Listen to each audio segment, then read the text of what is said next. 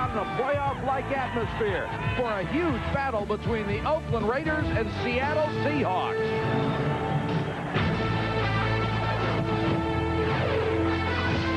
They were thought to be among the very best. They were left for dead with all the rest. But a reversal of fortune has taken place, and the Raiders and Seahawks now find themselves closer than ever before. The emotional swings of a 16-game season are in full effect. Tonight, both teams will be put to the test.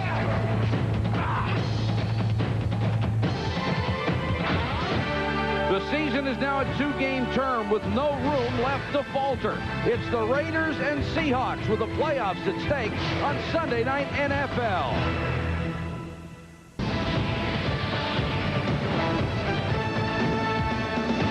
Good evening, everybody. I'm Mike Patrick, along with Joe Theismann and Mark Malone. Welcome to the NFL on ESPN.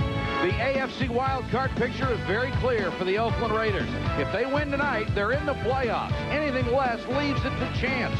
The Seattle Seahawks do not control their own destiny, and they must win tonight to keep their playoff hopes alive. Tonight, backup quarterback John Freeze starts in place of the injured but available Rick Meyer. Last week, Freeze led Seattle to the greatest comeback in franchise history, wiping out a 20-point deficit at Denver with a pair of fourth-quarter touchdown passes. And, Joe, it's the type of performance the Seahawks hope will carry over to tonight's game. And, Michael, the Oakland Raiders get to trot out their #1 quarterback for the first time in a month. And believe me, it is not a moment too soon. With Jeff Hostetler injured, Oakland has dropped 4 straight games. Tonight he has one job and one job only: revive a Raider offense that has scored a total of 2 touchdowns, Mark, in the last 12 quarters. And Joe, tonight his defensive mates will have a tough task in stopping the #1 rushing offense in the NFL. So into our spotlight steps Pro Bowl defensive tackle Chester McLaughlin. I'll be back with video reports throughout the night to chart his performance. Mike? All right, thanks, Mark. And a pair of first-year coaches looking to brand their tenure with a playoff appearance. Back in October, Mike White got the best of Dennis Erickson in a 34-14 Raider win. The Seahawks have won the toss, and they will receive. Jager set to kick it off.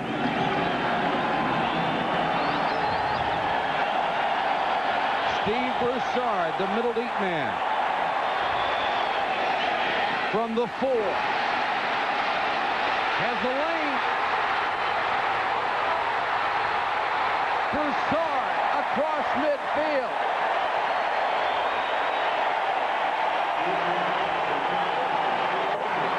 Seattle's offense will start at the 50 with John Freeze at quarterback, starting for the coach who recruited him out of high school to play at Idaho. Pro Bowler Chris Warren is second in the AFC in rushing and is over 1,000 yards for the 4th straight season. Kevin Mawai, the second-year right guard, may be the best athlete on the line, and he's been on the field for every snap this year. Warren is the single setback. They'll go with 3 wide receivers.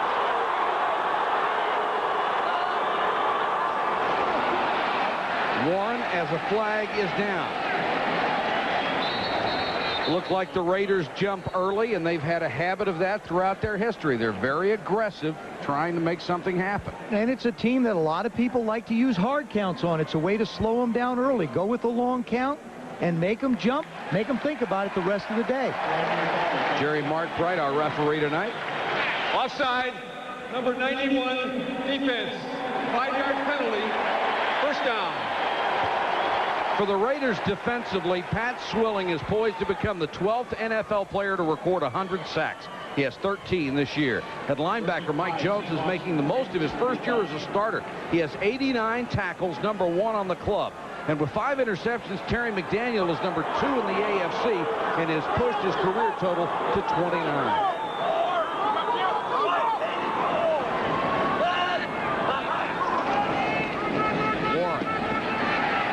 McLaughlin right there at the line of scrimmage. All 320 pounds plus. Chester McLaughlin. Besides his size, Mike, at 320, if he gets going like on a hard inside like he does here, nobody can block him because he has a step in the direction the ball carrier's going. I don't care who you are. You're not going to be able to block him. Jim Atkins didn't have a chance of cutting him off. 320 like a cat. Going to the Pro Bowl, and deservedly so. Warren again. First down and more. Chris Warren to a 33. The safeties, Dan Land and Eddie Anderson, had to make the tackle. And this is the bread and butter of the Seattle Seahawks. That is not what you want. You don't want your safeties making plays. You want Jerry Ball up front. Jim Sweeney and Jeff Blackshear, 69, come in and finish Jerry off. Now, Ball is not healthy. He's hurting. He's got a bad leg, and I think it's going to bother him. He just wants to play in a phone booth tonight. That time the phone booth got knocked over. Can't really push off and run. Strong is the I-back and frees to throw for the first time. McLaughlin right on top of him, but the pass is complete to the sensational rookie, Joey Galloway. Mike, I believe the absolute best pass protection you can get in football is play-action pass blocking. What it does is it causes the guys up front to hesitate just for a second. Watch the lineman. See, just for a second, Ball has to hesitate. Now, McLaughlin is a bull. He's going to get there, but that little play action bought him time, and Joey Galloway is just sensational. It's the only way you can describe him. He has broken Steve Largent's rookie record here in Seattle. Draw play one. Room to run through an arm tackle.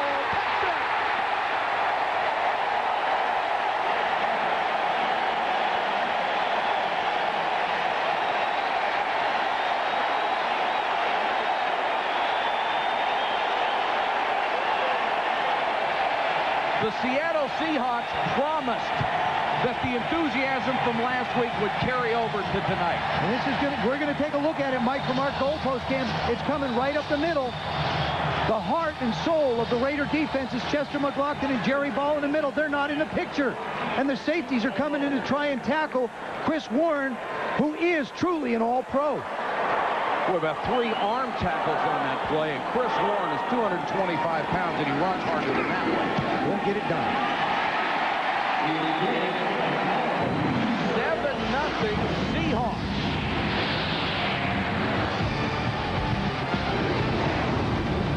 Chris Warren with his 13th rushing touchdown of the season. The Seahawks to an early lead.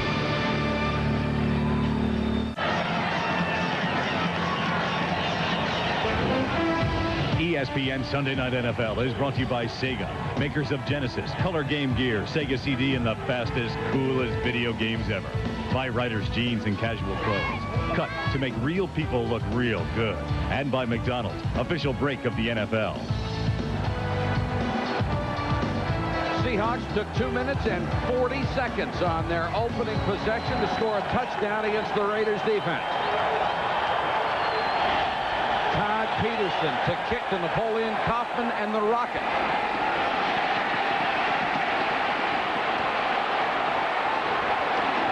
Ismail out over the 30 to left the 33 and a late flag. The Rocket averaging 22-2 a return this year. It's very critical for the Raiders, Mike. You know, they've had things not go their way over the last month. The last thing they need to do is have problems early in this game. Their confidence right now is very fragile. Mike White talked about it with us last night. You know, they really have to bear down and keep their composure. Number 50, receiving team, 10-yard penalty. Go back to the last touchdown, Joe. What did you see on that play? What I saw was a great job by Brian Blades, number 89. You're going to see him the top left of your screen in the slot. Right here. Watch him come in and make the block. He's going to get Dan Land, number 25. He's out in front of Chris Warren. Now, don't focus on Warren, but look at that. Warren runs into Blades. Dan Land never gets a hand on Chris Warren. That's the little thing receivers can do to help teams win.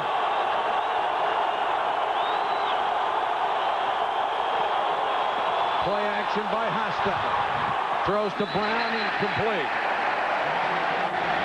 Back to lead the Raider offense, Jeff Hostetler. How crucial is he? Missed 3.5 games. The team was winless during that span. Tim Brown will be going to his 5th Pro Bowl with 78 catches and 1,113 yards. He's second in the AFC in both departments. And Steve Wisniewski has been selected for the Pro Bowl, too. That's his 6th in a row. He is the enforcer on the offensive line. Hostetler back for the first time in a month. Harvey Williams on the sweep. Good block from Fenner. And Harvey Williams, who had been held to 33 yards rushing in the last 2 games combined, picks up nearly 10 there. Weekday mornings, get in the know. Seattle's defense has gone to a more aggressive scheme this year, and Cortez Kennedy has benefited. He leads the linemen in tackles and the team in sacks with 6.5. Terry Wooden is one of the league's best-kept secrets. He leads the team in tackles. He's great in coverage. And Robert Blackman is tops on the club with 5 interceptions. His fumble causing sack last week turned the game and maybe the season around for the Seattle Seahawks. 3rd and a yard. And the Raiders have to spend a timeout because the play clock is running down. So we've got a timeout on the field, 7-0 Seahawks. With Jeff Hostetler out the last month, the Raiders changed their offense trying to protect the other guys who were playing quarterback. Tonight they want to get back to what they had been doing very well. And what they were doing, Michael, is they were spreading the ball around. The first part of the season, 9 receivers caught balls. Then all of a sudden they said, we have to go to a running game. We have to protect Vince Evans. We have to protect Billy Joe. If we don't, we could get him killed. Well, they got out of the things that they did best. And now what they want to do is get back, balance the attack.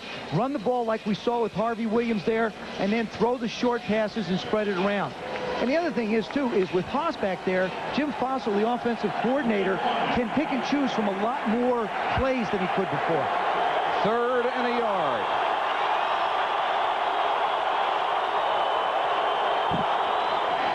Play action by Hostetler.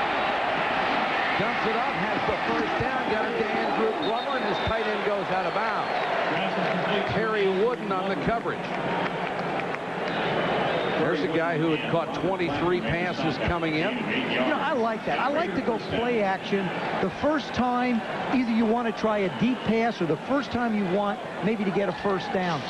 What now the Seahawks have to be aware of is that any 3rd and short they could run, and it'll make it a little easier to pick it up running the ball. For the entire rest of the game.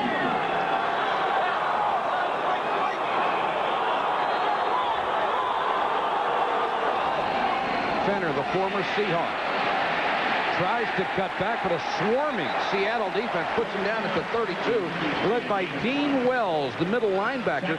After they lost Tyrone Stowe, the free agent they got from the Redskins, Wells had to take over in the middle. He was a defensive lineman in college, even at only 244 pounds. See, 244, I think, is a good weight for a middle linebacker. You can absorb the punishment. You can hold your own against the big guards and stabilize the middle. 3 wide receivers and Fenner. Hostetler being chased. Does a nice job of getting away and throwing it away. And now there's a flag down.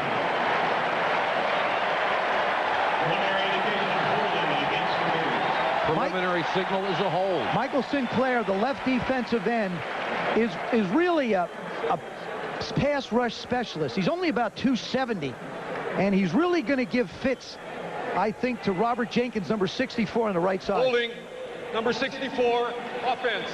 10-yard penalty, 2nd down.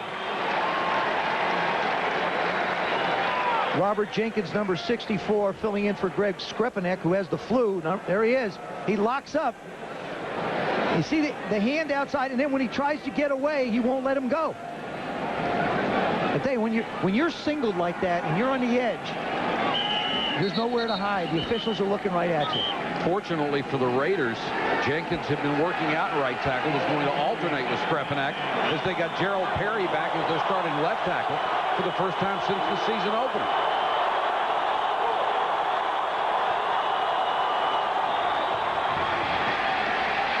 Hostetler to Williams on 2nd and 19. He dives near the 30-yard line. Terry Wooden again, along with Winston Moss, the former emotional leader of the Raiders defensive unit. I really think that Winston Moss leaving the the Oakland Raiders, they're still practicing in Los Angeles.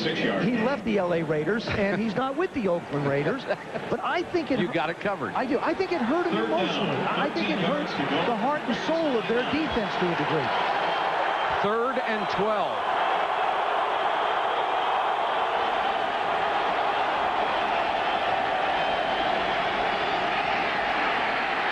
Hostetler steps up, throws long. Blackman, the closest man to it.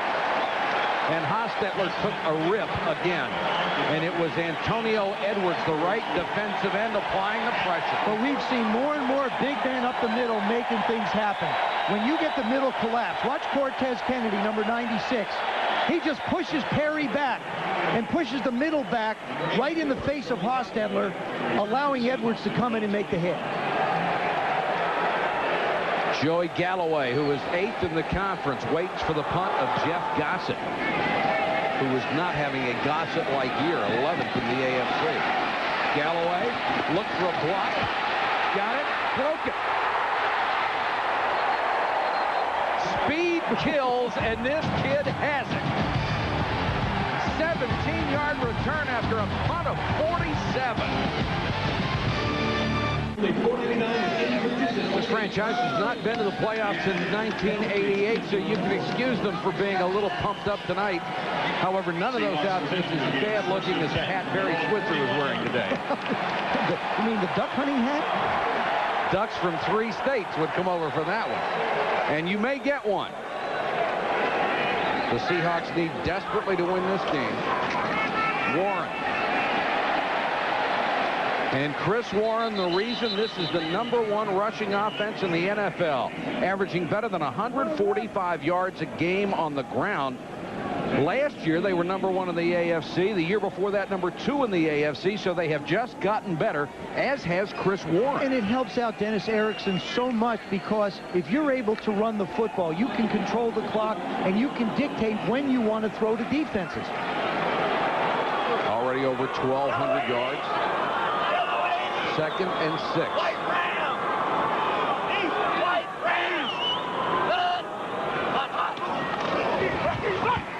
Freeze with the quick out. Galloway makes the catch right at the marker.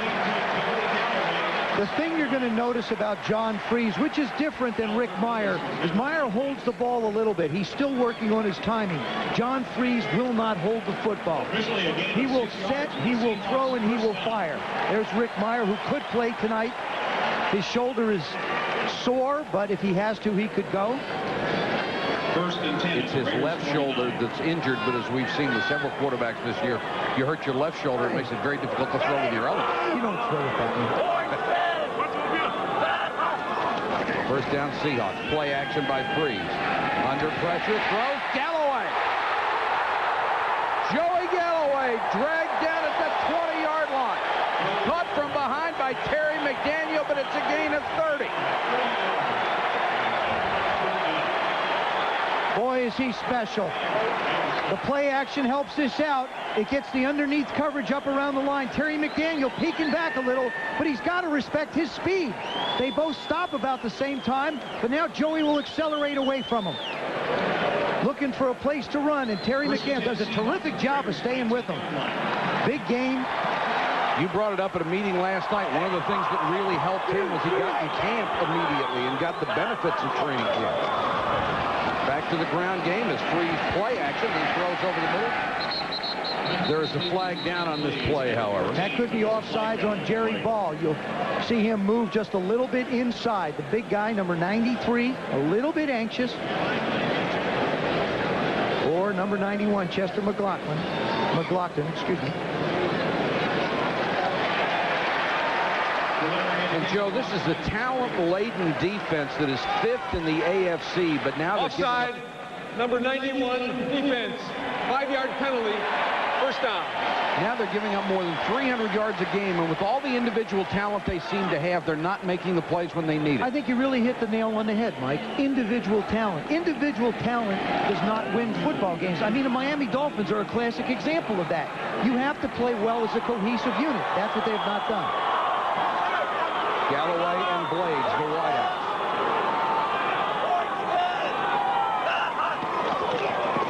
Warren. Bounces off the tackle. Picked up.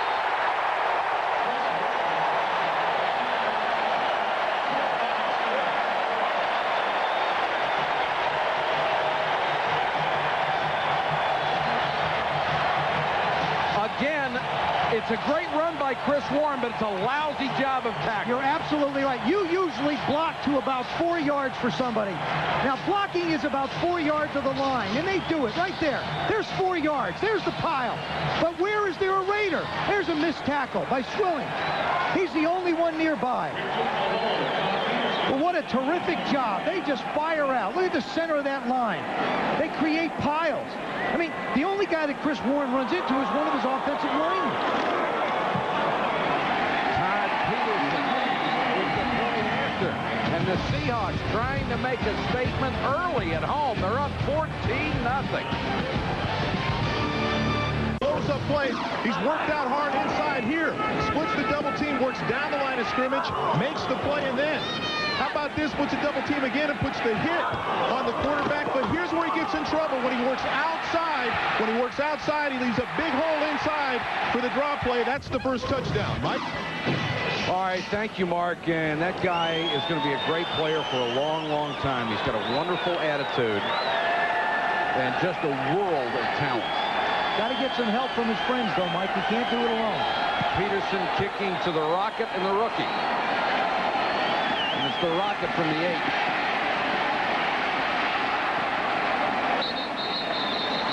Up near the 34-yard line. Tony Covington made the stop. Let's go back to Mark Malone. Thanks, Mike. Here are the numbers as we watch Chester McLaughlin look at the pictures. They've double-teamed him 4 of 7 times. You can imagine he attracts a lot of attention. 1 quarterback hit. They rushed at him 1 time for 15 yards. That's when he got into pass rush mode for the first touchdown. He needs to continue to create penetration on the inside gaps. Mike? All right, Mark, down there studying the pictures from upstairs that tell him what the Seattle Seahawks offense is trying to do. Right now, they're trying to blow him right off the field and back to Oakland. Harvey Williams. Nice cut to get outside, and Wells pushes him out of bounds. About a 10-yard gain. That's very critical for Oakland's offense, Mike. They have to be patient and run the football. That's the one thing Jim Fossil, their offensive coordinator, didn't do. He couldn't stay with it long enough because he had to protect the quarterbacks and make things happen. With Jeff Hostetler there, they can be patient and try and run the football. They have to run the football tonight. Williams 5th in the conference coming in with 960 yards. Would be the first 1,000-yard rusher since Marcus Allen.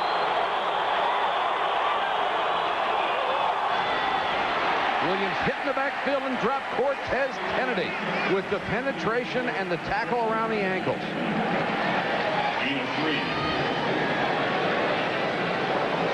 Tez is so quick. Gerald Perry, number 71, is going to try and cut him off.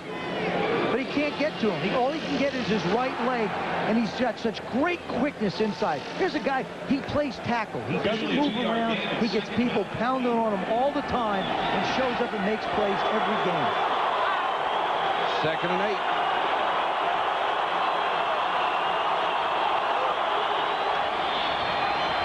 Play action by Hostetler. Steps up and delivers. Got it to James Jett inside the 40. Stopped by Robert Blackman, the strong safety. See, that's where I think speed can help you. Speed, you have to be afraid of him. So what will happen is he'll push the defensive back off and then create a cushion to make the play. Watch the right side of the screen. Little fake draw, good throwing lane. Now look at the room Jett creates. See the speed? The respect over there by Carlton Gray, number 26. You took these wide receivers and made a 4x100 relay team out of them. They still finished in the top 5 in the Olympics.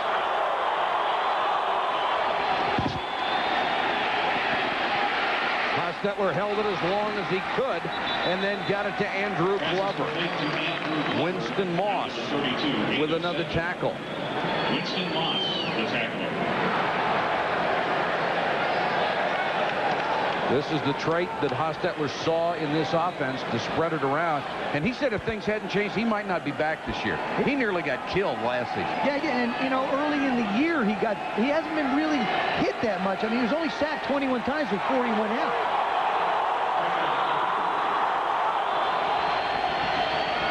Napoleon Coffin, the rookie from Washington, down to the 25-yard line. Eugene Robinson had to make the tackle. Talking to Mike White last night, and Jim Fossil earlier today. Both of them agree 100%. They've got to get Napoleon Kaufman in the game. Such incredible explosion once he gets the ball. Guy's averaging 4.9 yards a carry, and not big by today's standards, but he bench presses over 400 pounds. And he says he's not small, he's just short. Vertically challenged.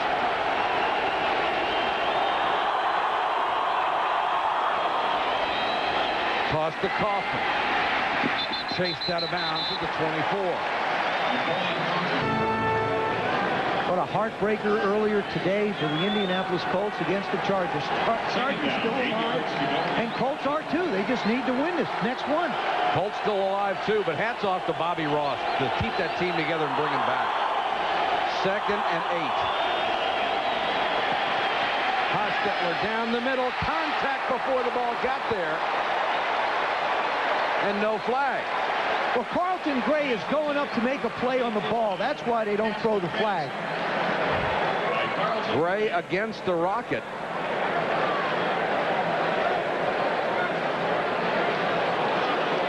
See, Rocket's a small guy. If you want to throw the ball to him, you want to throw it down low. See, number 55, Winston Moss, come right up the middle. And that causes Jeff to throw the ball a little bit higher than he wants. But Winston does a good, hits him in the, right there in the chest. Well, you don't want Haas taking hits like that, though. He takes so many in the pocket. Got a lot of guts. He'll just stand there and wait till the last second. He's got to stop that, or he's not going to play much longer. 3rd and 8. You'd think he'd be smarter than that. He was offered a Rhodes Scholarship at West Virginia.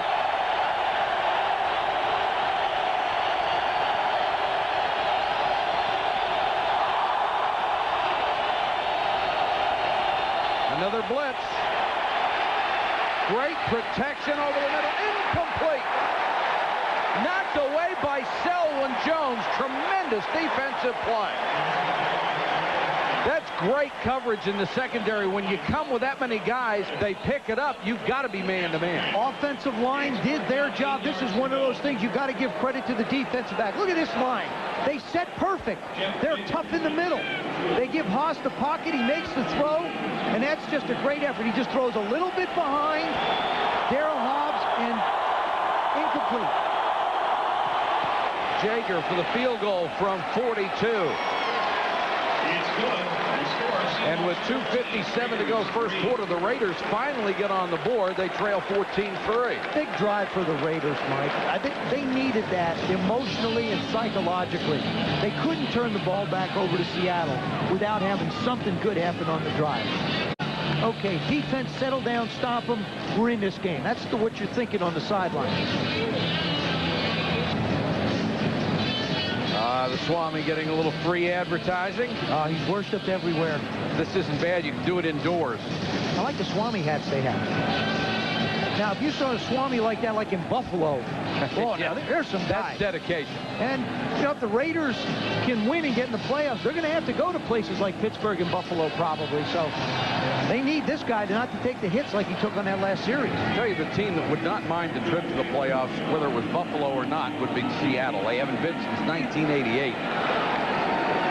And these guys were so pumped last week with that incredible comeback win against Denver.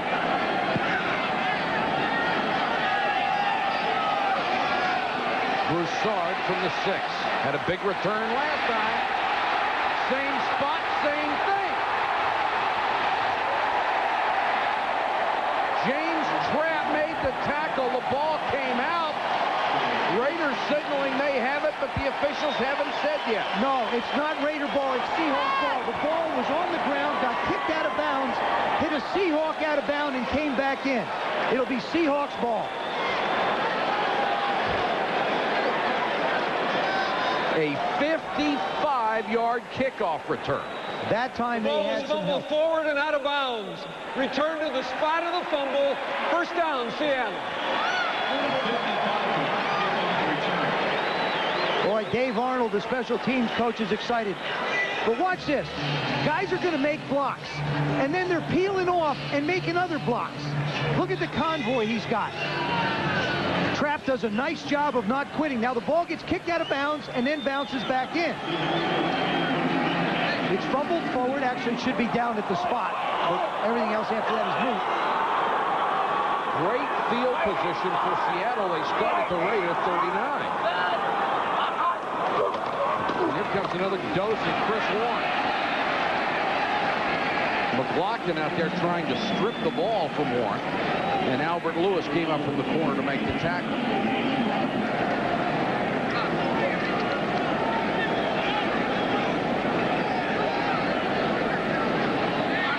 Yeah, 6 rushes, 48 yards, Mike, but 23 after the first hit. Now that also counts when he runs into his own guy, like we saw in the last touchdown. That's half of what he had.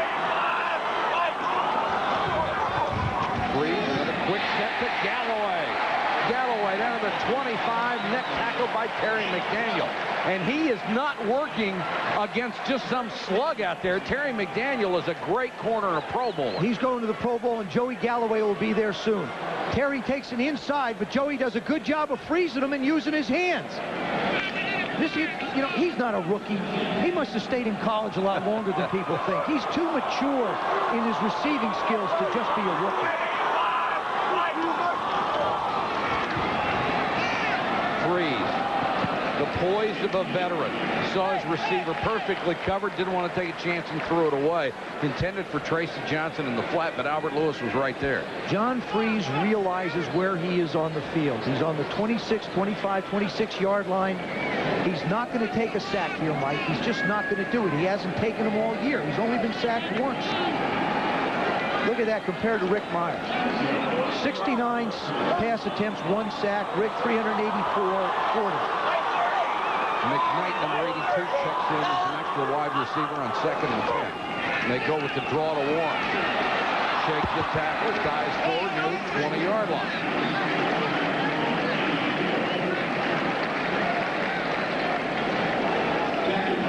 What they're doing, the Seahawks have done, is they're spreading the formations out and going with Chris Warren as a single back. When you spread out wide receivers like that, you force the linebackers to loosen up. So therefore, the front line, the offensive line, only has to try and control the defensive line to create running room. Steve Broussard will check in for Warren on 3rd and 5. Broussard, number 41. Deeper drop this time for Freeze and throws over the middle. Intended for Broussard, but Swilling was applying the pressure. 4th down and 5 yards to go. So they'll go for the field goal from Todd Peterson. That was a good series by the Oakland defense. Remember, the ball was returned to within about 12 yards of where they are. Here's a kid before winning the job in Seattle, had 13 tryouts in 28 months.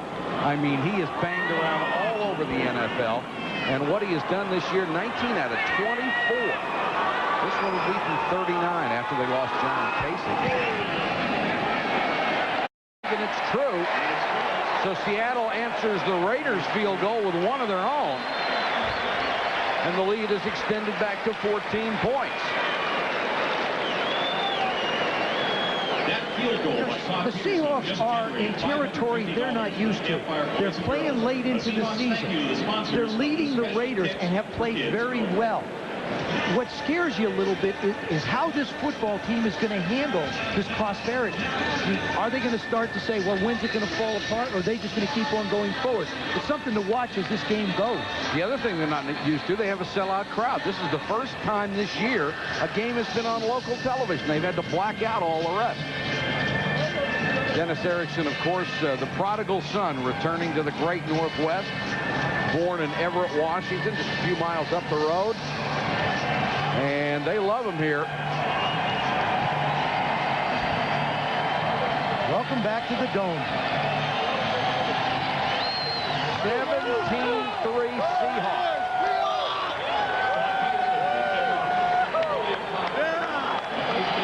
Kaufman and Ismail are deep. They've been kicking away from Kaufman, who's second in the NFL in kick return. The Rockets fumbled the football. It looked like the Raiders got it back. And they did at the 25. Robert Blackman, number 25, just sticks the Rocket.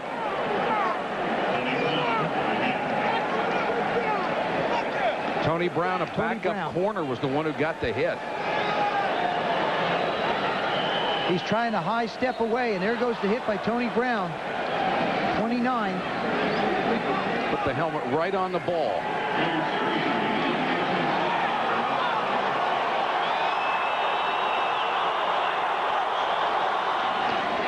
Back to the ground game with Harvey Williams. Got about 3.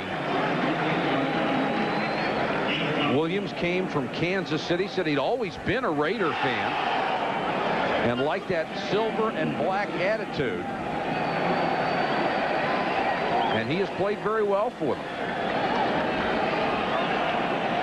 And the Raiders are going to let time expire here in the first period, and it has been a wonderful opening 15 minutes for the Seattle Seahawks, trying to keep their playoff hopes alive. They lead at 17-3. Fourth quarter, Carolina trailing Atlanta 17-14 on the run 11, but Kerry Collins to Willie Green, the color of money. He could go all the way, 89 yards. Carolina wins at 21-17. Mike. All right, Chris, Dom Capers, Coach of the Year. Sensational job. I'll tell you, Ray Rhodes done a terrific job in Philly, Yes, but he Dom has. Capers would get my vote right now. 2nd and 7. Williams hurdles his way out to the 34.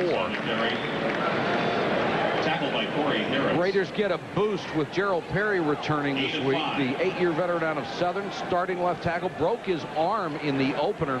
He has been out ever since, and he's a man who really makes it work on that left side. They've tried to replace him with 3 different players. Robert Jenkins is one of them, who's now starting for Skrepenak. There's Rich Stevens. He had been the starter, and they are delighted to have Perry back. 3 wide receivers set on 3rd and 2.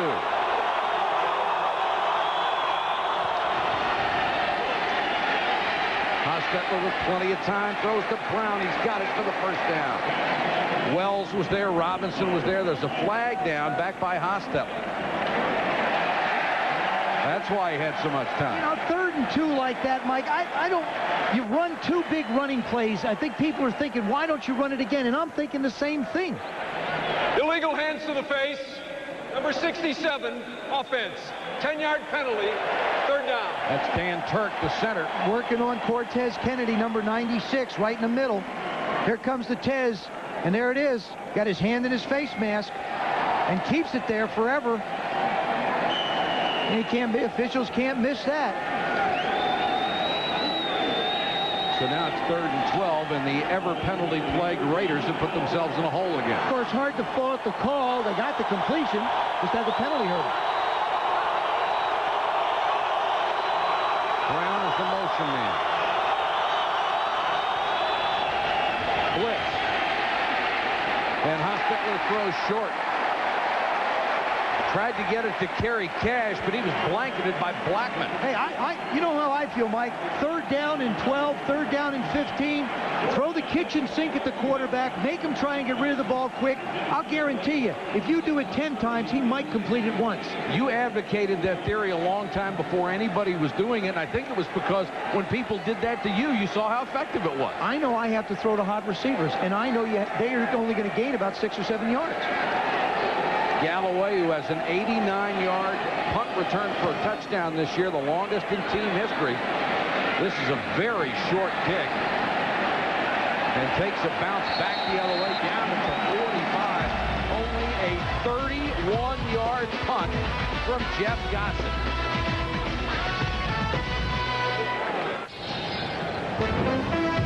ESPN Sunday Night NFL is brought to you by Isuzu, makers of incredible 4-wheel drives. By Logo Athletic, get real with authentic team apparel. And by Transamerica, the people in the pyramid are working for you.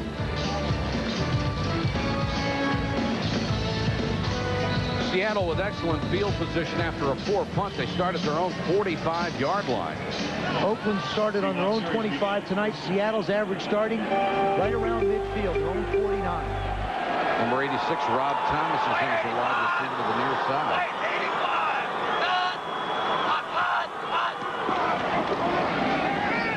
Freeze, nice play action. Crumpler First down into Raiders territory. Eddie Anderson had to make the tackle. All that comes from having a running game. When you can run the football in this league, you can really create problems for a defense.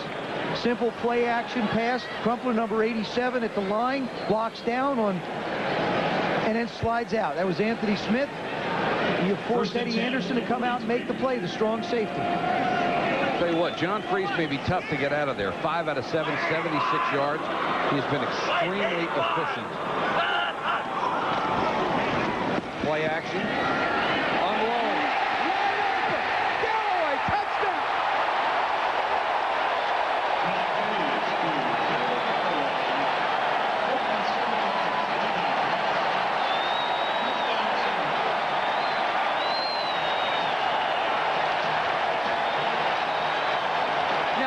Guy you might want to cover who runs a 4.240. Yeah, but you know what? I remember I talked about this defense playing like individuals, not as a team.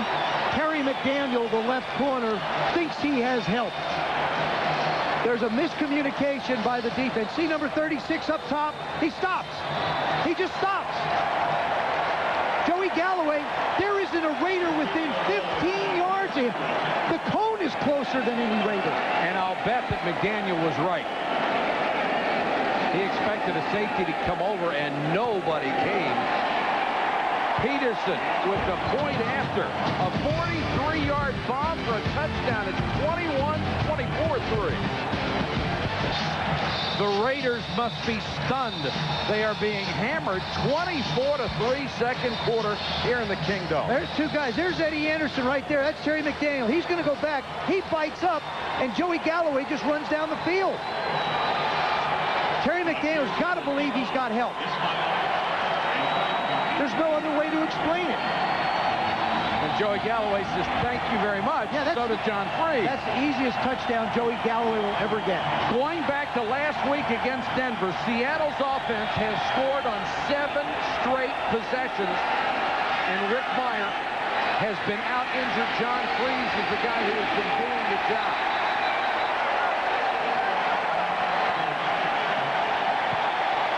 Raiders secondary trying to get their signal straight. Albert Lewis, number 29, Eddie Anderson, Terry McDaniel, got the 2 corners and the safety all talking about what happened. Now, if there's anything positive, it's a good sign that they're talking, not screaming at one another.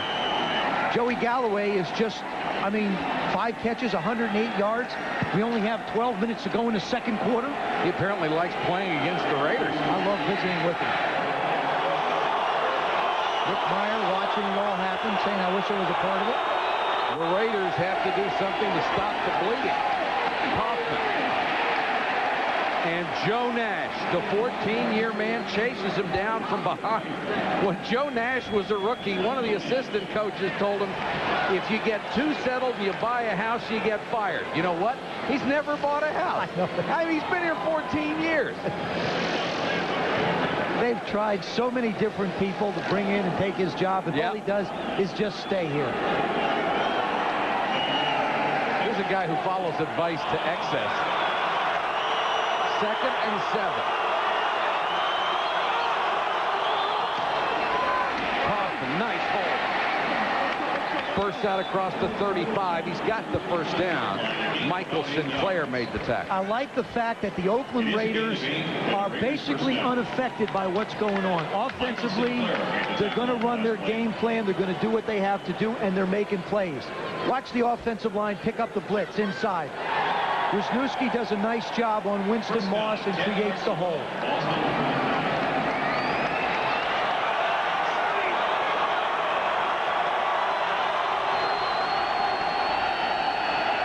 Play action by Hosta. Gun this one, but it's incomplete. What a play by Robert Blackman. It was his sack of John Elway that turned the Denver game around a week ago. You know something, Mike? It's second down now. You've got all that speed. You got to make Coach McMacken think about the fact that there's deep stuff out there. There's the defensive backs of the Seahawks are starting to squat on these receivers. Send them up the field. Hostetler only 4 of 10 for 35 yards. Kaufman great run support by Carlton Gray, who just shot up from the corner.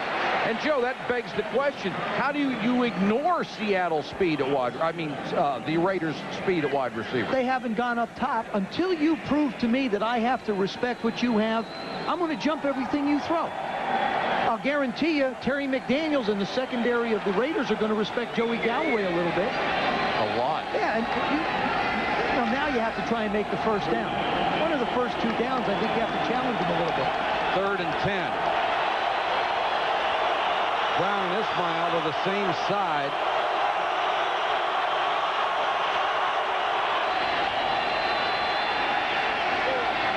Throw for Hobbs, can't hold it. Would have been a first down at the 45-yard line. The coverage by Selwyn Jones.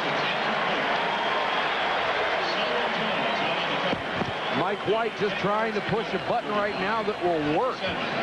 He's got to hope that his defense can slow the Seattle offense down just a little bit. Gossett averaging 39 on 2 kicks. The last one was not a good one. And there's that man again. Galloway waits to 20. High, twisted spiral. Taken it to 20 by Galloway on the fair catch. 44-yard punt, no return. The Seahawks in control.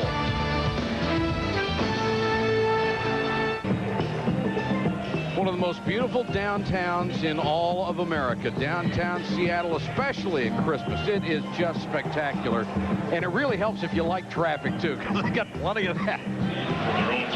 Hey, Santa took a night off.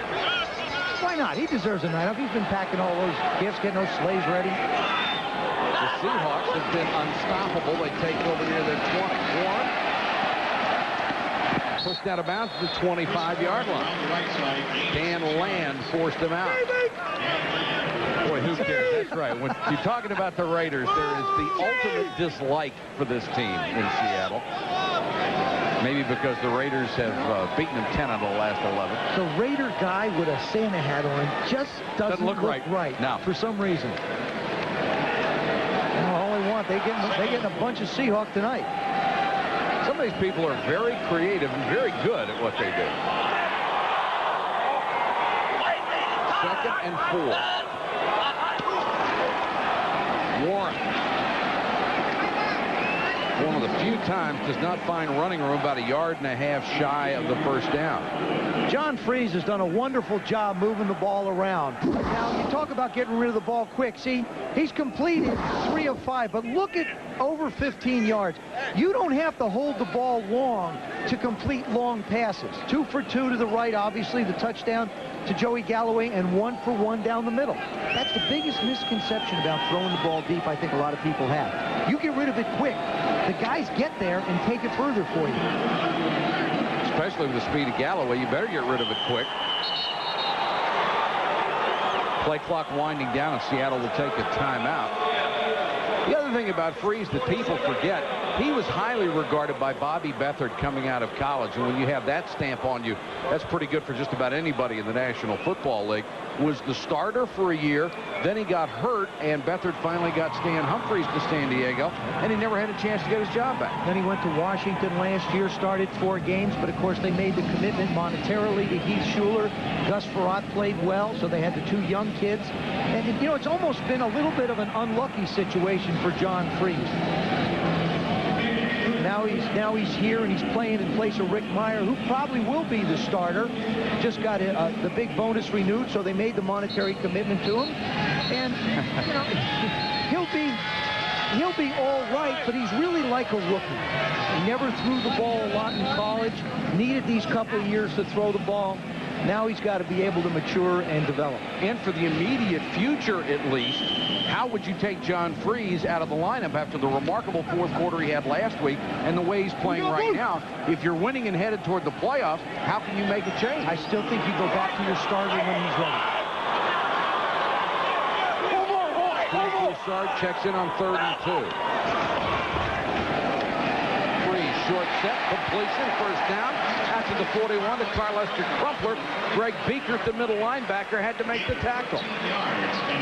When you spread a defense out, Mike, you get a lot of one-on-ones. And really, this is like a basketball move. Look at how they've got everybody spread out all the way over here. And that allows the tight end just to go up and work one-on-one. See how he spread out? There's nobody in the middle of the field. But now I want to show you something else, how quick he gets it out. 2 seconds, the ball was gone. You can't, all you do is knock somebody down. You can't sack it. Even as quick as McLaughlin is, won't get there in 2. Fresh set it down. Freeze, play action. Galloway overthrown and covered beautifully that time by Terry McDaniel. Now they got back in the right coverage. Terry McDaniel told us last night he's peeking a lot more. And what he means by peeking is he's looking at the quarterback. This is a little shake move. That's incidental contact. That's a little nuzzling. That's all. Good no call by the official. You nuzzle different than I do. Well, I got bumped around out there. It's like you and I nuzzle up here a little bit. That's right. So with Joey, I'd hang the ball a little higher and let him run. Nobody's going to catch him. Even Terry who can run. 2nd and 10.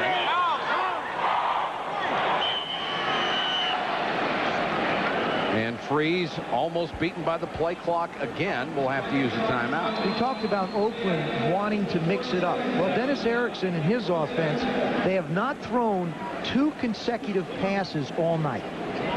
That's unbelievable balance.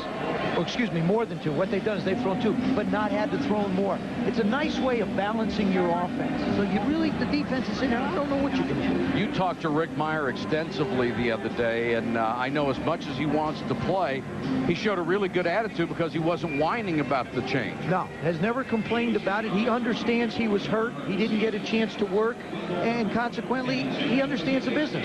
He came to Seattle as the 2nd overall pick in the '93 draft. We asked him if he is happy with his own progress. Not yet, not at all. I mean, there's a lot of things that haven't happened yet, and I was very optimistic going into this season, thinking that you know, we're going to put it together and everything was just going to be a lot easier, just because of having gone through it a few times and a little different system, a few more guys. It wasn't easier. It wasn't a lot easier, and I didn't make it easy on myself. Most of those Notre Dame guys are very bright people. And we Notice never, I say most. and we don't make it easy on ourselves. That's consistent. 2nd and 10.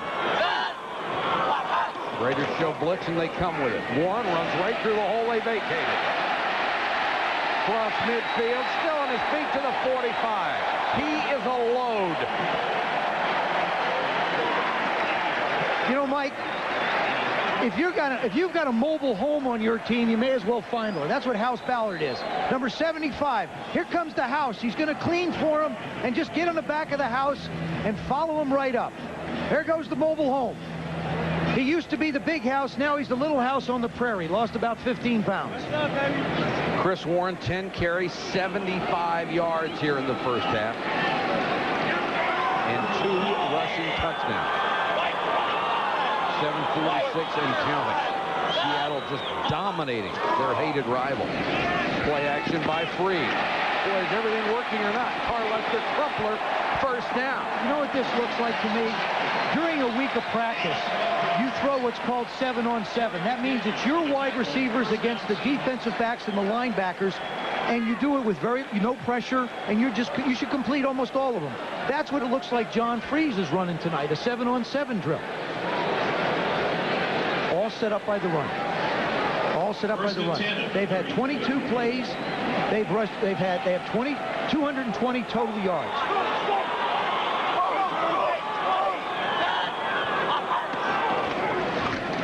Warren on the delay. Not this time, as the blitzing middle linebacker Greg Beekert was right there.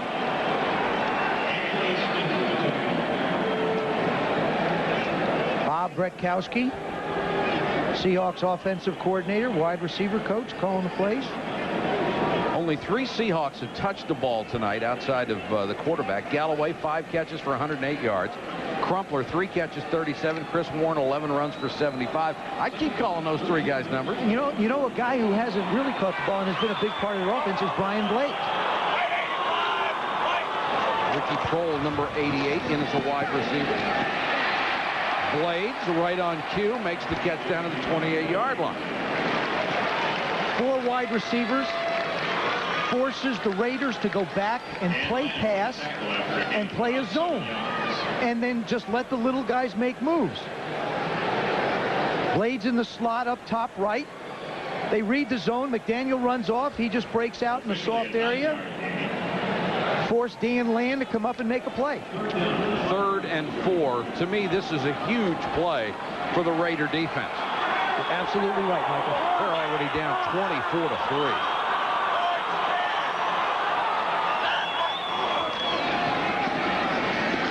Freeze with plenty of time. Worked it in there for a first down. What composure by John Freeze. He knew it would be there if he could wait long enough, and he did. And what a great job by Brian Blades, working all the way to the sideline. You'll notice he doesn't get pushed out of bounds. He knows where to stop and come back in. Number 89. He works to the right, swilling's on him. Okay, I can't go out of bounds. I've got to come back. Look at that. That's just great field presence. Another first down for Seattle. Freeze, 10 out of 13, 164 and a touchdown.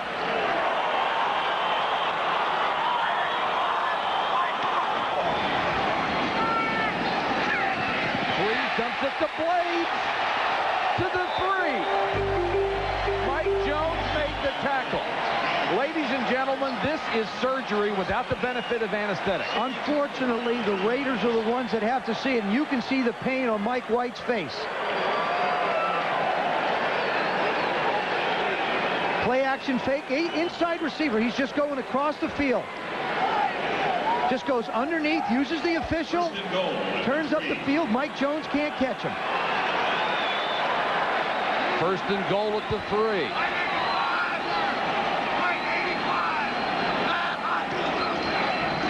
Warren, nowhere to run, still got a yard. Ball and McLaughlin in the center of that Raider defense. Well, you almost know what the Seahawks are going to do down here. They're going to give the ball to Chris Warren once, and I pretty much guarantee they're going to give it to him again, and they're going to challenge the Raiders. I always believe that short yardage is an attitude. You're either going to make it or you're going to stop people from making it. And it doesn't have a lot to do with size or technique or play call. It just has to do with pure attitude. And the Seahawks must have a great attitude because they're 2nd in the NFL. Raiders are pretty good, 6th in the league at stopping in this situation. Play action. Freeze throws it out of the back of the end zone. Another good decision by John Freeze. Pass is incomplete. This is a quarterback clinic. What he's doing is he's presenting a clinic for anybody who's interested. And it's an offensive line clinic and a running back clinic and a defensive clinic. Big 3rd down here. You talked about it the last one, Mike. This is big for the Raiders. So if they give up a touchdown here, it would be 31-3 in the 2nd quarter. 3rd down and goal for the 2. Jerry Ball trying to dig in and stop it on 3rd and goal. Warren on the toss behind Strong. Beekert lost it. Knocked out of bounds at the 1. That was great hustle by the Raiders. All right, Dennis Erickson, what do you want to do? I say you go for it. Man, you're a rookie coach. Your team is riding high. You got a chance to absolutely bury the Raiders. You got to go for it. I mean, there's no choice. None whatsoever in my mind. 14th play of the drive coming up. The fans on their feet. And the other thing is you've got them backed up on the half-yard line. If you don't make it, they got a long way to go, and your defense is playing well. Play clock is running down, and they're not going to be able to get the play off in time. The Seahawks will have to spend another timeout. They don't have any left.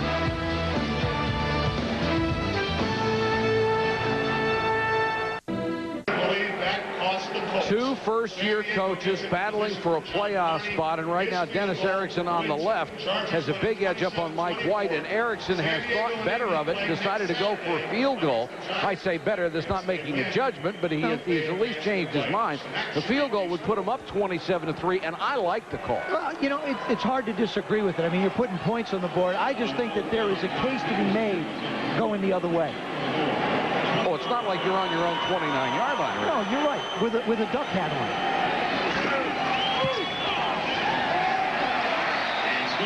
Peterson knocks the field goal through, and the Seahawks have extended their lead to 27-3. What this would do to the wild card picture in the AFC, there would be a log jam at 8-7. If this score would hold, the Raiders would be 8-7, along with San Diego, Indianapolis, Miami. Seattle would move up to 8-7, and you'd have 5 teams battling for 3 spots. And we know for sure that if San Diego wins next week, they're automatically in. I'm pretty sure it's not gone through us, but Indianapolis wins next week, they'd be in without any help, right?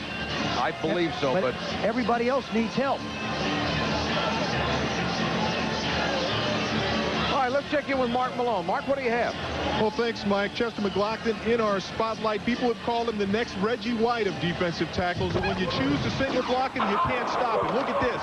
Knocks Blackshear back 2 yards in the backfield, plays off, and then comes down the line, gets in on the tackle. He's an amazing blend of 320 pounds of power and speed. Then down on the goal line again, single block, sticks the tackle, makes the play. I'll tell you, this guy is something else. Chester McLaughlin in our spotlight. Mike? And Mark, Rob Frederickson tells the story of patting him on the rear end when he thought he was in a bad position. He turned around and stared at him during the play and said, "Don't touch me." And he hasn't since. So he's got an attitude, too. And the Raiders will come back and start at the 20-yard line with 2:51 to go. Mike, we just saw that kickoff.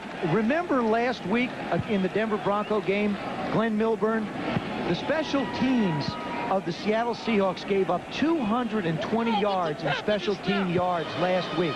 They have certainly turned that around tonight with some great returns and great kickoff coverage. And there is a football team that is baffled, the Oakland Raiders. Besides being baffled, they're in a lot of trouble. Down 24-point second quarter. Every one of them on the bench almost, and their offense on the field. Stetler, the pocket collapses around him, dumps to Williams. Harvey Williams out near the 27-yard line.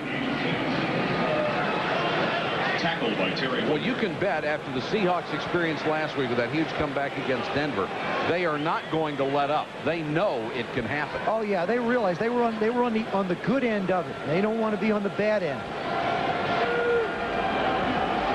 Dennis Erickson said it was a win that could really bring this program together, solidify everything as he tries to rebuild the franchise. Kaufman nearly is beheaded and then dives for a first down. Antonio Edwards, number 94, had a shot at him in the backfield and missed. And we have reached the 2-minute warning in Seattle where the Seahawks on cruise control, 27-3. 27-3, Seahawks over the Raiders. And coming up at halftime, highlights of all the games in the league, the fastest 3 minutes in television with Boomer. Miami and Buffalo, what a battle they staged on the Bills' home turf today. And the NFL playoff picture. I always like listening to this 5-minute explanation of the different permutations. In less than 3 minutes. Yeah. Raiders first and 10, just outside their own 30.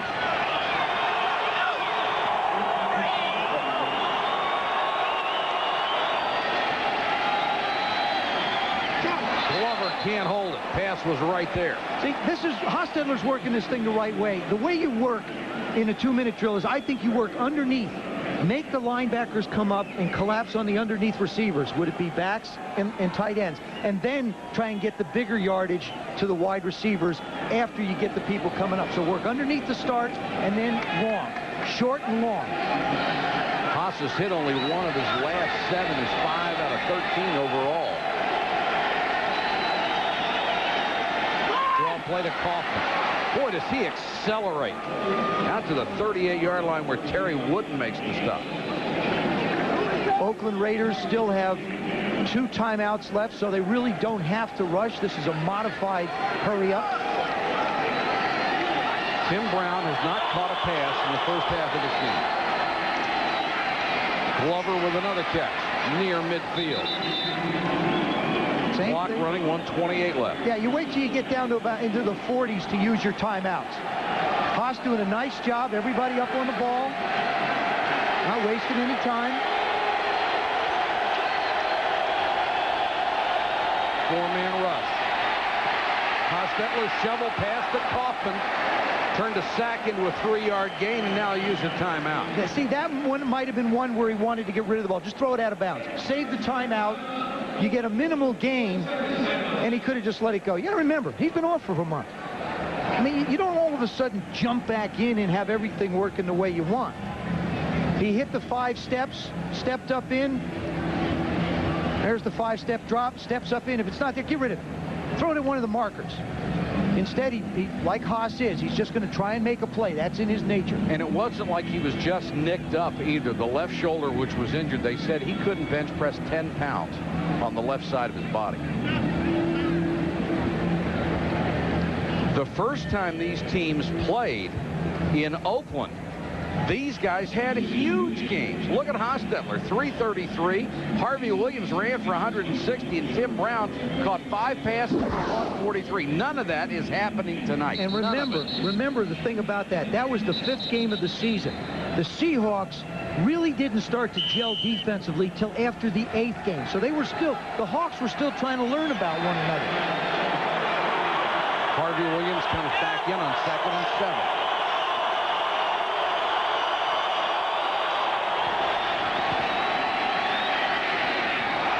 Away. Terry Wooden. This guy is a player.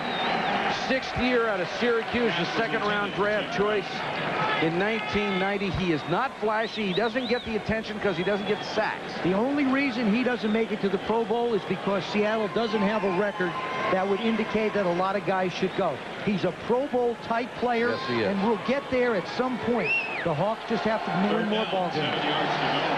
He and Winston Moss, a couple of great outside linebackers on the squad now. 3rd and 7.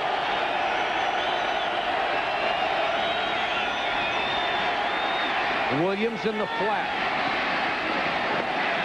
5 yards short of a first down. Selwyn Jones with the tackle. No question. What they'll do is let the clock run down a little bit and punt it away. You don't even think about going for it here. The Seahawks have no timeout, so they can't stop it. Oakland has 1 left. About a 14-second difference between the play clock and the game clock. So they will have to kick it away. And Gossett might try to kick it away from Joey Galloway this time. I don't know if I'm here to kick it away. I couldn't. I averaged 1 yard. No, you can kick it to the 44. High floater. Galloway comes up, signals fair catch, and makes it at the 19. Ted Marchibroda has done a nice job with that ball club, and he will need to win a game. Like I said, what a heartbreaker it was for him today.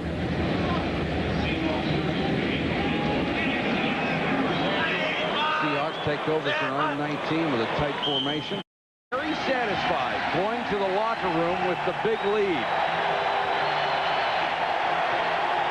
That's the end of the first half with a score. The Seahawks 27, the Raiders 3. Now let's join Chris Berman for the Acura halftime report.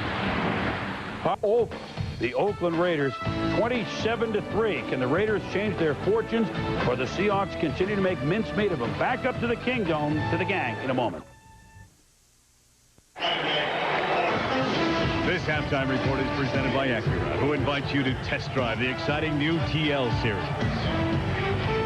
Chris Warren with one of his 2 first-half rushing touchdowns as the Seahawks are on top 27-3. Back with the second-half kickoff in just 30 seconds.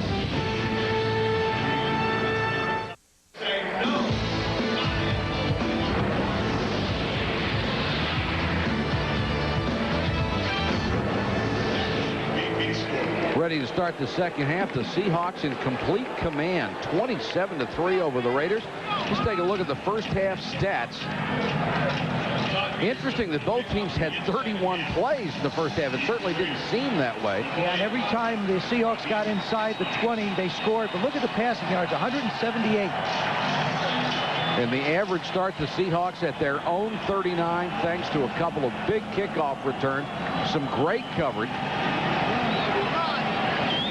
Peterson to kick to Ismail and Kaufman. The rocket from near the 10. And pounded down at the 24. Let's go to Mark Malone. Mark? Yeah, thanks, Mike. We thought we'd give the final numbers on Chester McGlockton here. They ran at him 6 times for 39 yards. Of course, one of those, a 15-yard touchdown run. 4 stops for less than 3 yards. Double-teamed 8 of 23 times. 2 quarterback hits. When they double-team him, linebackers have to make the play. We switch now to the Seattle defensive back, Corey Harris. Acquisition out of Green Bay this year, originally as a nickel back. Because of injuries, he's had to start, and he's done a great job so far tonight keeping Tim Harris out of the ball game. He lines up, Tim Brown, I'm sorry, out of the ball game. He's lined up over him in the slot most of the night. He's continued to do a good job, and the pressure will be on him here in the second half. Mike? Mark, he only started 2 games in 3 years when he was with the Green Bay Packers. That's Rob Thomas, the wideout, who was hurt on kick coverage.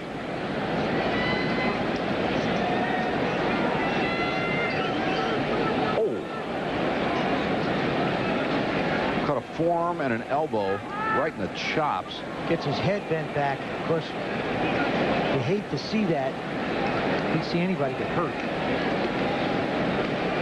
Looks like there's movement in the shoulders and stuff.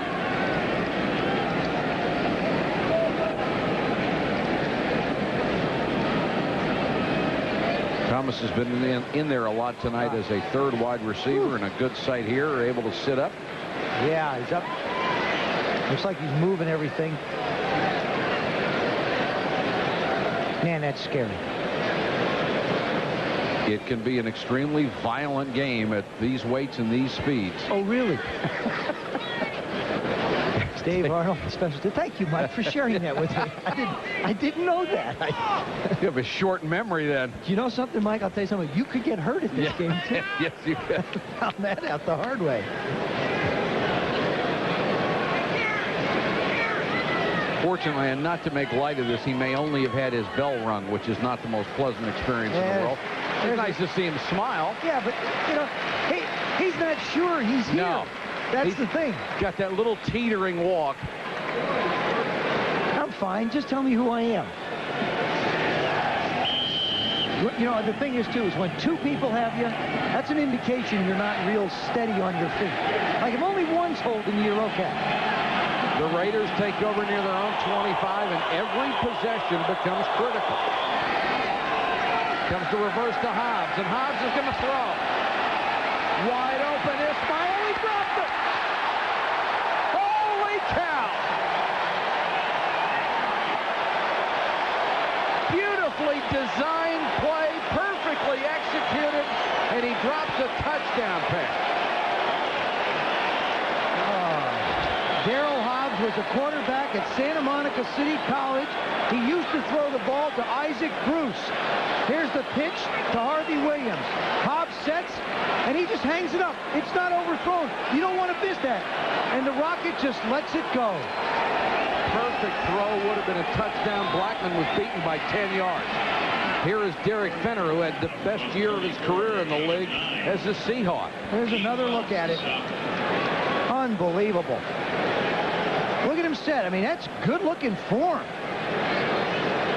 The Rocket got it coming down. Just starts to run. He's just starting to run, takes his eye off it just at the last second.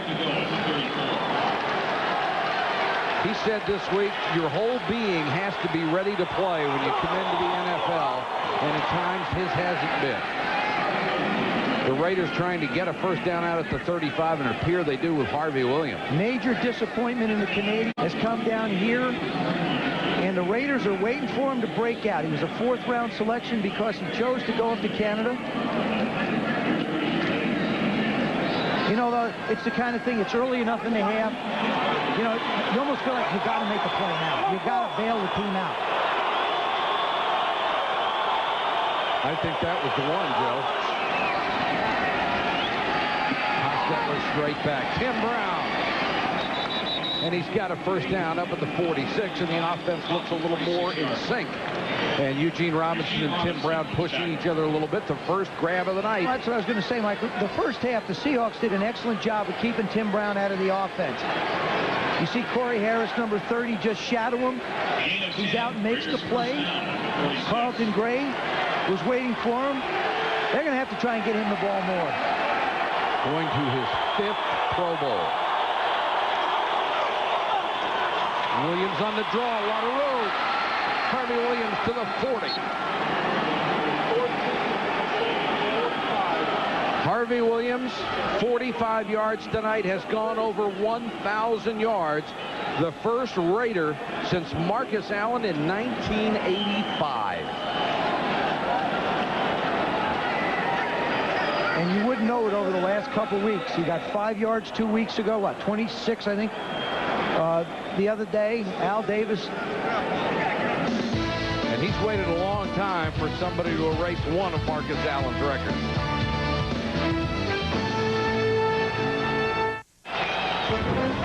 ESPN Sunday Night NFL is brought to you by True Value. No matter what you need, help is just around the corner.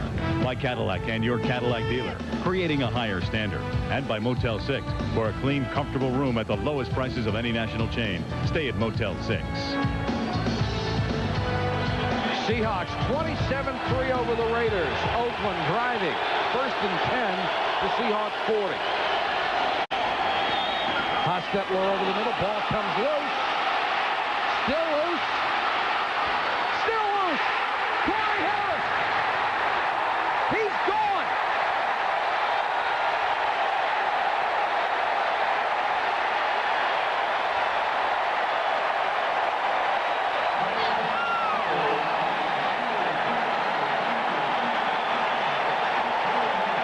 Winston Moss and Terry Wooden knocked it loose, and Corey Harris goes 57 yards. Turn out the lights. There had to be 4 or 5 Raiders that had a chance at picking this ball up or falling on it or something.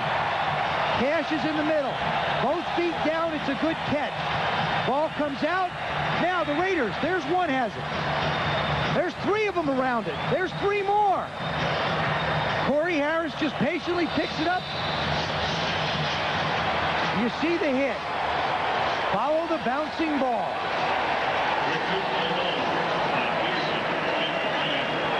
What a turnaround. From a trick play that would have been a touchdown to a recovered fumble that goes 57 yards the other way. And the Seahawks are kicking the Raiders around in Seattle.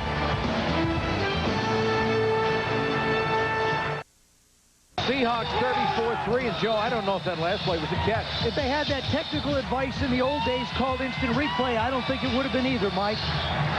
The throw is right up the middle. This is in real time. Catches it, doesn't really have control. Ball comes out, probably would have been ruled incomplete. And it's a moot point at this juncture. You must have 2 feet down and control of the ball. He has neither. But the official was shielded. Goes as a touchdown. The rocket from the 8. And he is decked at the 20. And this one has all the earmarks of getting ugly in a hurry. These people are not used to the word playoff and December spoken in the same breath. And this place has not rocked like this, Michael, for a long, long time. Since the Mariners turned it on here at the end of the baseball season. They became the darlings of the Northwest at the end of the year, and the Seahawks bidding to do the same thing. They have not been in the playoffs since 1988. This win would not assure them a playoff spot, but if they can win tonight and next week, they've got a shot. Harvey Williams struggles for 3, maybe 4. Now, if you're Jeff Hostetler and the offensive coaches for the Raiders, what do you do? I think what you do is you do exactly what you do. You run the football a little bit. Now you got to spread it out. You pick up 8-10, just like they did on the last drive, Mike. I think you go back to doing what you did on the last drive, minus the trick play. Seattle has got to play a little softer now, play a little bit more cautious. So Jeff should have a little more time. 2nd and 7.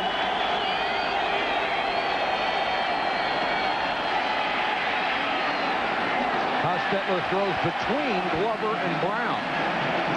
This is the biggest lead Seattle has had over the Raiders since 1937. Excuse me, 37-0 since 1986. 1937. Sorry. I knew it went back a long time. Yeah, well, it was 37-0 back then.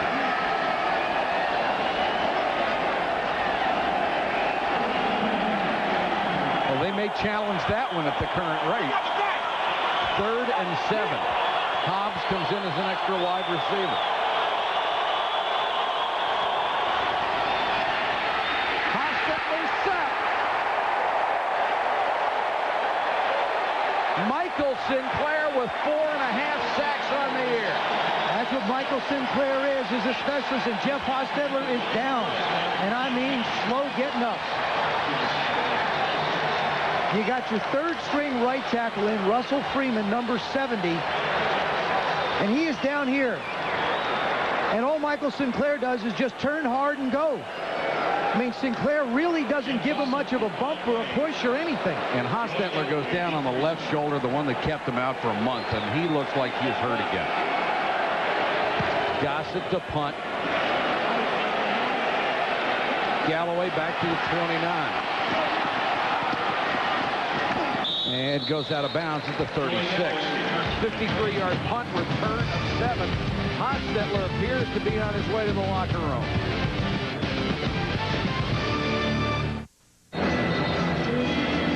Jeff Hostetler in obvious discomfort on the sideline after taking a wicked hit and being driven into the turf. Mike Sinclair got the sack. Billy Joe Hobart warming up on the sideline, and the Seahawks have the football again. They have been an offensive machine tonight. Play action by Freeze. Swilling applies the pressure.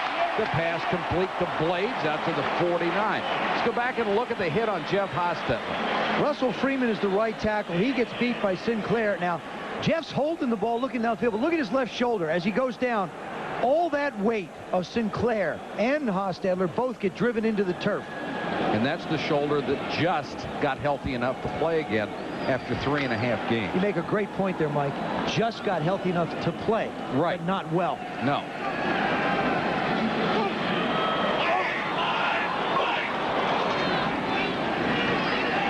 Seahawks back to the ground game. Warren nowhere to go. Chased out of bounds.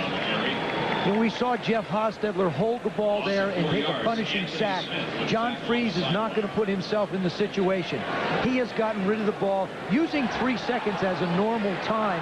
He's gotten rid of it under 3 seconds 15 times.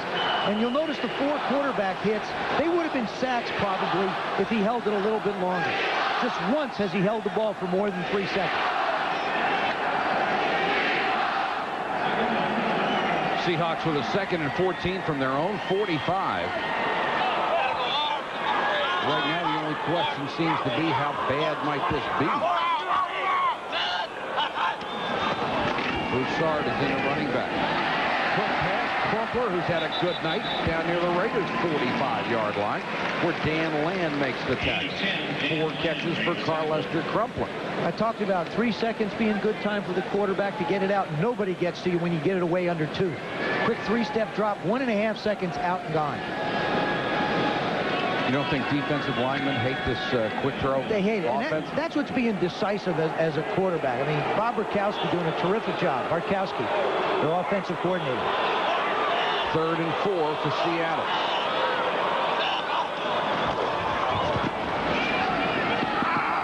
Freeze misses Broussard in the flat, covered well by Rob Fredrickson.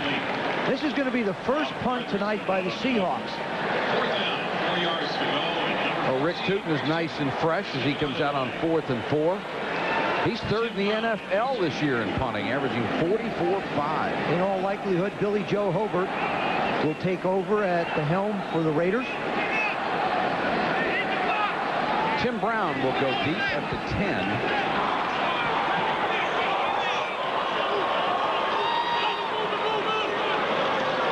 Raiders put on a rush, but don't get there. And this one, did it make the end zone or not? Yes, it did. And the Raiders will get the ball at the 20 after a 45-yard punt. We'll see who will be at quarterback. The Kingdom, Corey Harrison, our spotlight here in the second half, and what a job he's done. Shut down Tim Brown and comes up with the biggest defensive play tonight. Check this out. He takes away Brown on the slant, gets his hands on him, gets inside, and now watch this. The ball is thrown. Now look it. They're standing right next to each other. The ball has hit the ground. Watch Harris and watch Brown. Harris, more aggressive, following the ball, picks it up, and the touchdown return. He's had a great night so far, especially in the second half. Look at these numbers. He's been thrown at one time. That was one completed for 10 yards. And, of course, the 57-yard fumble return for a touchdown. An unlikely hero, but a great play. So far, especially in the second half, look at these numbers. He's been thrown at one time. That was one completed for 10 yards. And, of course, the 57-yard fumble return for a touchdown. An unlikely hero, but a great play. Mike?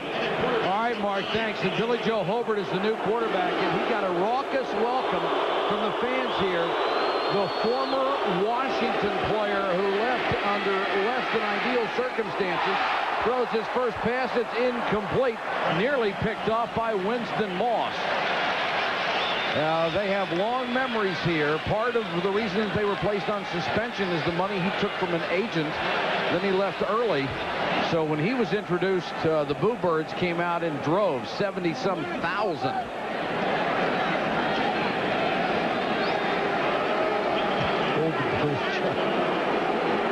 The ode to Billy Joe. Well, they might be ready to jump off the Tallahatchie Bridge tonight. Down 34-3. Draw play to Fenner. Got it out near the 25-yard line. Now, you know, I said before with Haas that the defense was going to probably back off a little bit. I throw everything but the kitchen sink at Billy Joe tonight. He's a rookie, threw 4 interceptions the last game he played last week. Didn't really play that well, and it's 3rd and 5. Don't give him a chance. Greg McMackin, the defensive coordinator.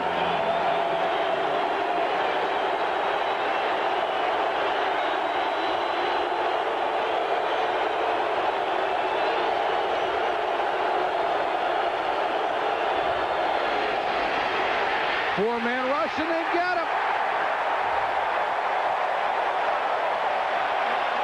Michael McCrary out of Wake Forest gets his first sack of the season. Well, Russell Freeman didn't do such a good job at right tackle. Let's put Robert Jenkins out there, number 64, and see how he does. There's number 64. McCrary, number 99. Jenkins did a poorer job than Russell Freeman did. And it's all gone wrong for the Raiders tonight. This is a team that was 8-2. It looks like after tonight they'll be 8-7. Galloway. Oh, what a move. Is he something else? There's a flag down on the play. An 18-yard return after a 48-yard punt. Terry Cash made the tackle. Smiles all around. You know what I love about him? He doesn't make a play and rip his helmet off and try and be a hot dog because he only gained 18. He's got class. I watch some games today, and I see guys gain 10 yards and rip their helmet off. I mean, they're not professionals. They're not even good enough to be professionals yet. How about guys that are whose teams are down by 2 touchdowns? They make a tackle and get up and they strut around. Personal foul. Unnecessary roughness on number 36. Seattle receiving team blocking a kicking team man while he was out of bounds. 15-yard penalty. First down. Blocking a kicking team man when he was out of bounds. Lamar Smith with the penalty. It's 34-3 Seahawks.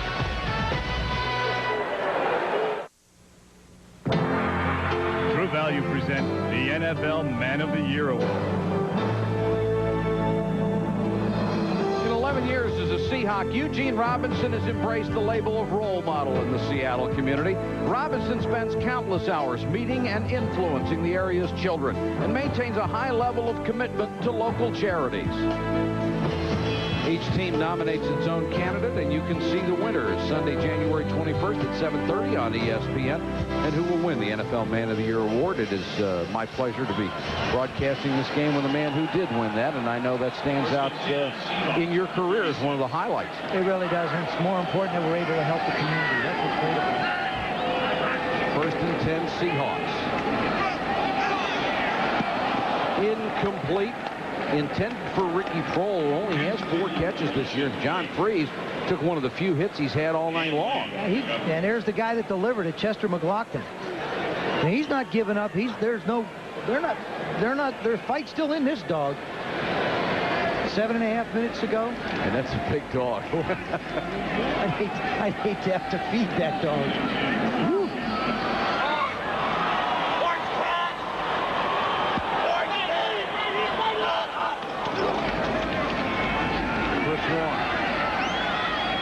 Stutter steps in the hole, gets up to about the 38-yard line. You know, Howie Long has had a great influence on Chester McLaughlin. He took him under his wing, taught him a lot about how to act, how to play, and you can't understate the value of somebody, a veteran who is now out of the game, who stays close to the team and tries to develop relationships with people and help them. 3rd down, 8 yards to go. Ball's on the 38. Boy, Jeff Hostetler, that's known as not in the zone. Well, he is back in Oakland somewhere.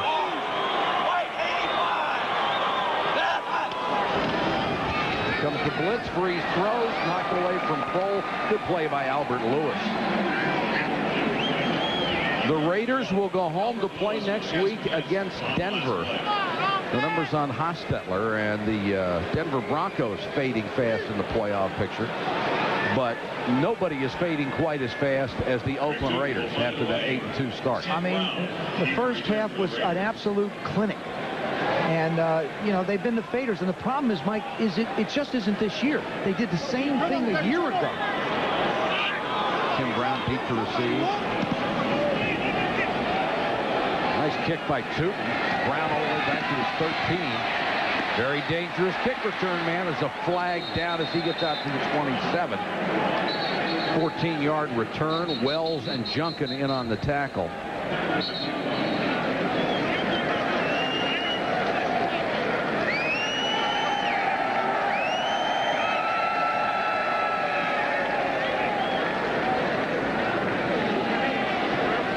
Illegal block, number 50, on the return, 10-yard penalty, 1st down.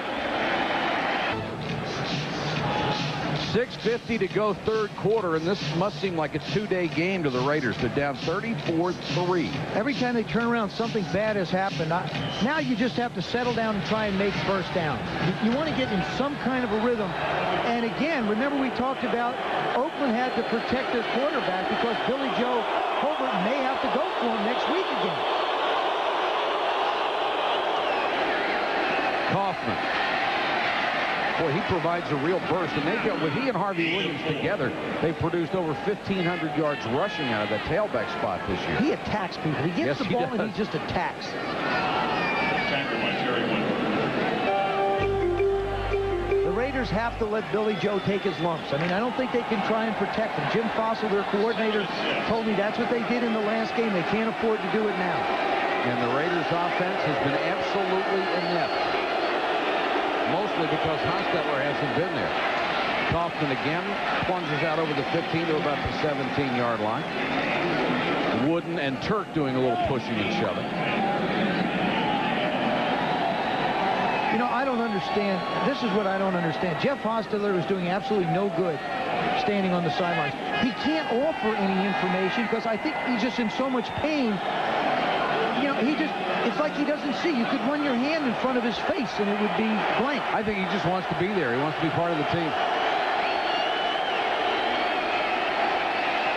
Hobart with the quick release, and great play by the safety Blackman, who came up and nailed Kerry Cash short of the 1st down.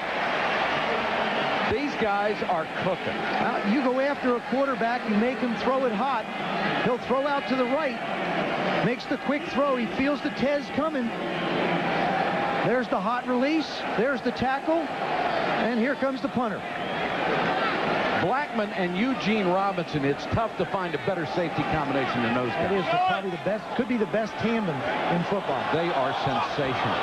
Gossett to punt again, and Galloway waits at his 35.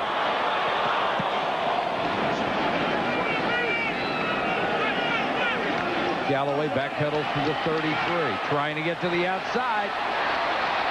Great stutter step. Gossett saved the touchdown. Oh, it was one of the worst looking tackles you ever saw, but he saved the touchdown. What an exciting kid this guy is. Dave Arnold thinks he died and went to heaven when they got him. The special teams coach. Watch his patience. He's coming to the wide side of the field, which was his right. Now watch this. Look at, he's just going to slow down. I'm just cruising. Now I'm only doing about what's a 4-4. Now watch. Here we go. Let's find another gear. Just get out of his way, guys. Just get out of his way. Gossett does a good job. Not a picture perfect one, like you said. But Joey's on the ground. Needs to be a little knee bend in there somewhere. Chris Warren on the toss. Nowhere to go. He cuts it back. Chris Warren.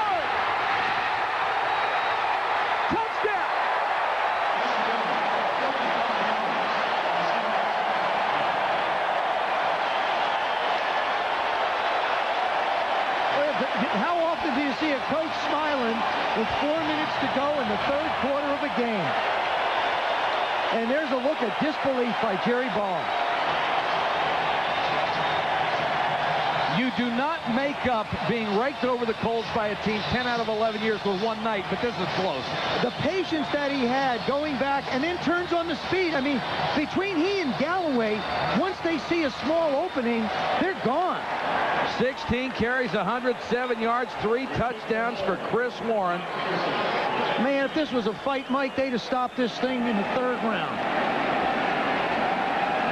Todd Peterson, who's getting leg weary, on to the point after. And the Seattle Seahawks fans are loving it. It is 41-3. And it's a little sad to watch this happen to a guy like Mike White, who's one of the good people in this business. Came in here with so many expectations, trying to reverse the trend. With Hostetler coming back as his quarterback, they were very optimistic. Yeah, but you know something, Mike? You line up with people on the other side of the ball. Give a lot of credit to the Seahawks. They came out ready to play. Ready may not be the word for it. That is 8 100-yard games. He did it the year before to tie Kurt Warner. Now he owns the record all by himself. Watch his patience. Raiders showing a lot of hustle, a lot of pursuit, but there's nobody on the backside. And once he makes the turn and takes off, I mean, Mike Jones, number 52, had the last legitimate shot at him, and that was it. 41-3. So Seahawks will go to 8-7. So will the Raiders, and there is a log jam at that spot.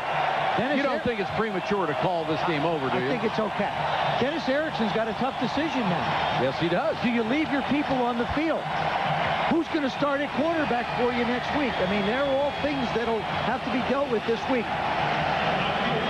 Rather have those decisions than the one that Mike White's going to have to make. Well, Mike White may not have a decision to make. If Hostetler is physically unable to play, Rick Meyer, of course, would love to be part of this. The rocket from the 9. They bottled him up all night long. And do again as he dives out to the 25.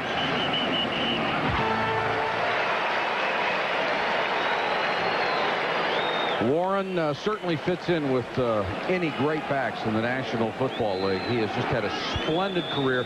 Most of it played in anonymity because the Seahawks have not been good enough to get on national television. That's right. Colbert, the quarterback, continuing to be booed by the Seattle faithful. Pressure again. Got it out to the Rocket, and the Rocket is creamed by Corey Harris. Now what the Seattle defense will do is they'll let them catch everything underneath up to about 8 to 10 yards and then just close. They just want this clock to keep on running. Terrific game plan by Greg McMacken, the defensive coordinator.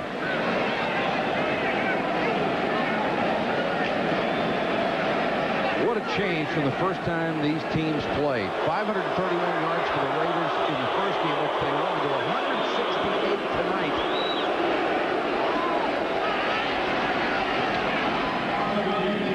Well, this reminds you of the line that Buddy Ryan had earlier in the year when he said, I predicted a butt kicking, but we provided the butt.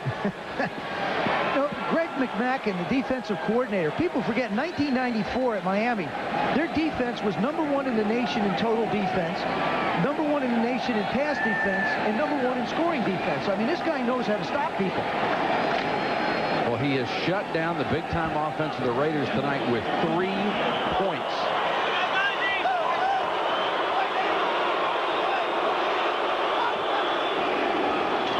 Williams. Cortez Kennedy chasing the play from behind. And got some help as Michael Sinclair plugged it up on the other side. It's unbelievable how quick Cortez is. Watch Tez get across the ball. Now he's playing a one-gap defense. He just fires. There he is. Scoop, gone. I mean, that's a big man moving. They have tinkered with him at defensive end with that thought. And he says, athletes play end. I'm no athlete. Boy, he is the perfect defensive tackle. And he plays only right defensive tackle, so he can work on the same people. 2nd and 9. Williams, power sweep, room to run, and forced out of bounds near midfield. Cortez Kennedy, because the Seahawks have not stopped the run all that well this year, has been on the field an awful lot. In way of comparison, Chester McLaughlin just shy of 700 plays, Kennedy a full 25% more, 901 defensive plays, and I thought Mark Malone explained it best. He said it's like putting your car in an intersection and letting people run into you 900 times. You need some body work when it's over. And it's 50 tonight yet. And absolutely, he'll hit 1,000 next week. Williams hit at midfield. He did not get the first down. I think if you're Mike White, you have to go for this now. It can't get any uglier. You work on your short yardage offense. You have to go for it. I mean, you can't punt this one away. No, it certainly can't get any worse. You're being clobbered by 38. Your starting quarterback's been hurt again. And here you get Robert Jenkins, who was the starter at right tackle, hurt.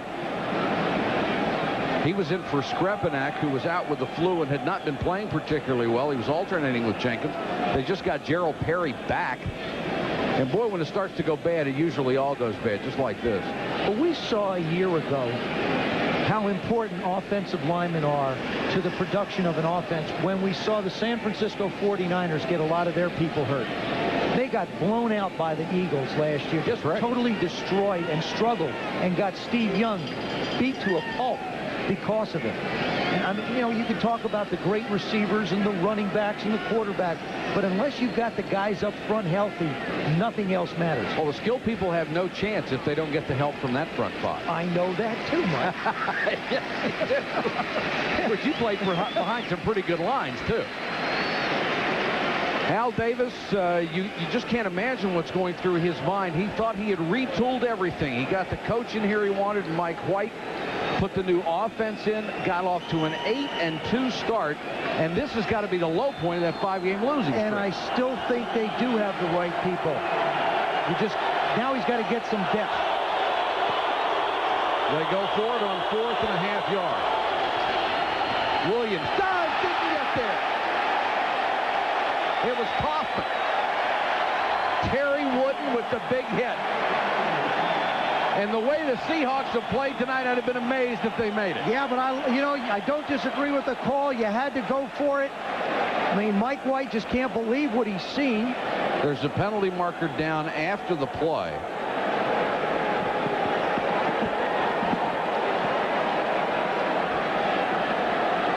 And the ball goes over on downs to the Seahawks. If the defensive line gets under the offensive line, you can make everything happen behind the line of scrimmage.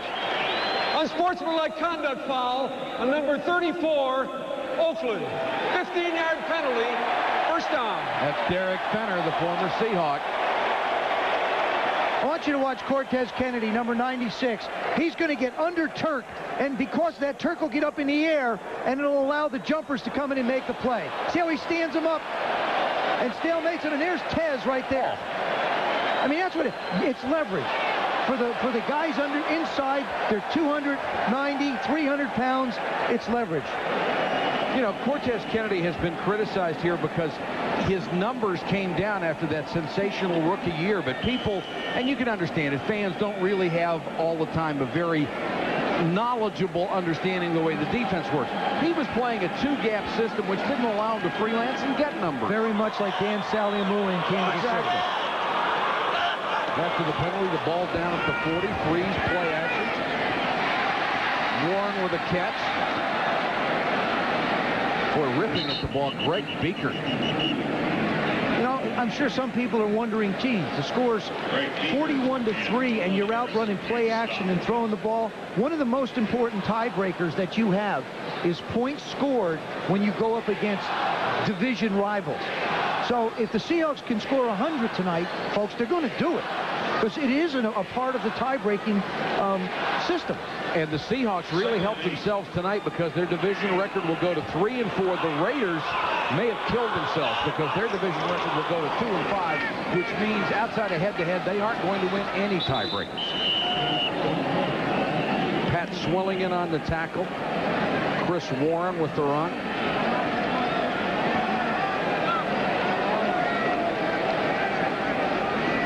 Mike Sinclair and the rest of the defense has just swarmed the Raider offense. It was funny. I rode to practice on Friday with Mike Sinclair and Cortez Kennedy, and Mike Sinclair said he did not want Cortez Kennedy to play the tackle next to him because they always slide the line that way.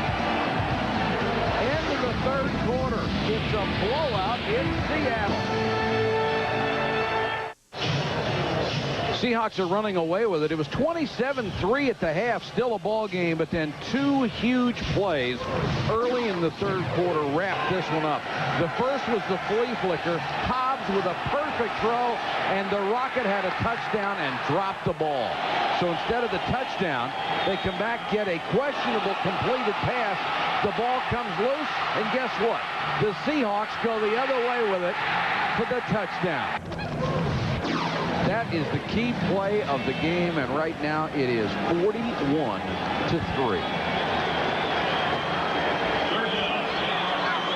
Steve Broussard is the running back on 3rd and 10. 3 short set throws complete. Got the Blades. Blades inside the 25 to the 23. First down. The Raiders are giving them a little bit of room. Brian Blades just breaks inside, makes the reception, and first down. Blades with a huge contingent of family here, and I'm sure he appreciates that support because he is under indictment for manslaughter in the death of a cousin. The trial probably won't happen until sometime in the spring. He and his family insist it was a tragic mistake, but he has been indicted nonetheless.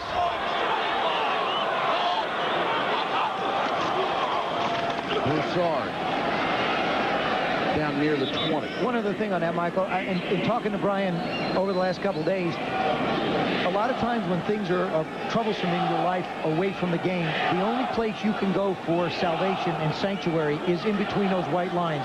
And that's really what he's tried to do, is just really focus on the game, continue to work at it. He gets himself beat up in so many games. He only practices sometimes once a week like he did this past week on Wednesday. But he realizes he has a situation to deal with, but he's playing his heart out right now. 2nd and 8. Clock running. 13:42 left in the game. Freeze in the flat, and Blades drops this one. John Freeze has been exceptional.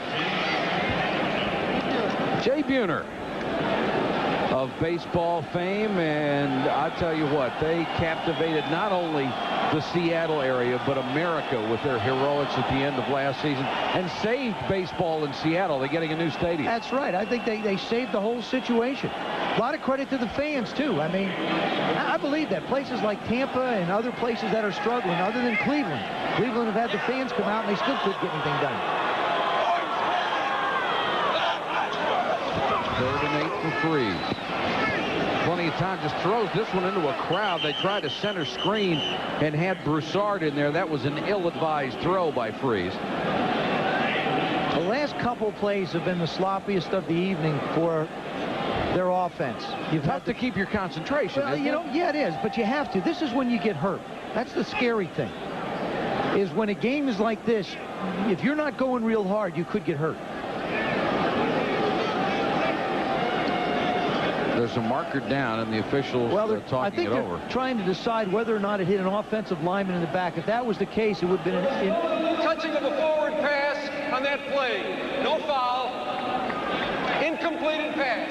We're over here, Jer. We're over here on this side. Talk to us on this side, Jer. That's the other side. We don't have a camera over there. We want you to talk to our side here.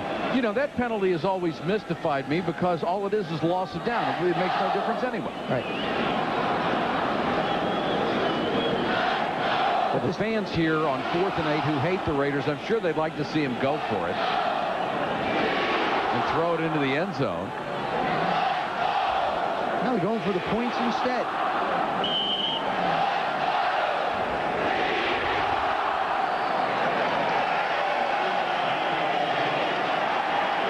Peterson has hit 2 for 2 tonight. He has made 13 of his last 14. This one will be from 38.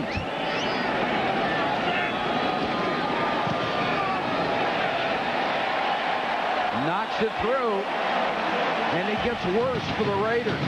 The Seahawks, 44-3.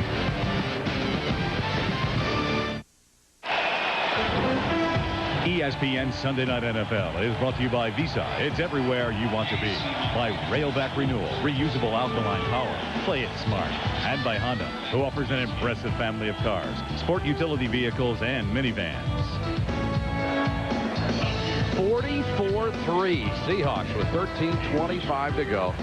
Who would have thunk it? I mean, total domination. They have totally dominated the Raiders. There's the Rockets, who has been beautifully contained by the Seahawk cover team. And remains that way. Ball came loose. Not they're calling him down. The ground cannot cause a fumble, and that's what caused it. Boy, a hit like that can, though. I tell you, he's had a tough time holding on to the ball tonight.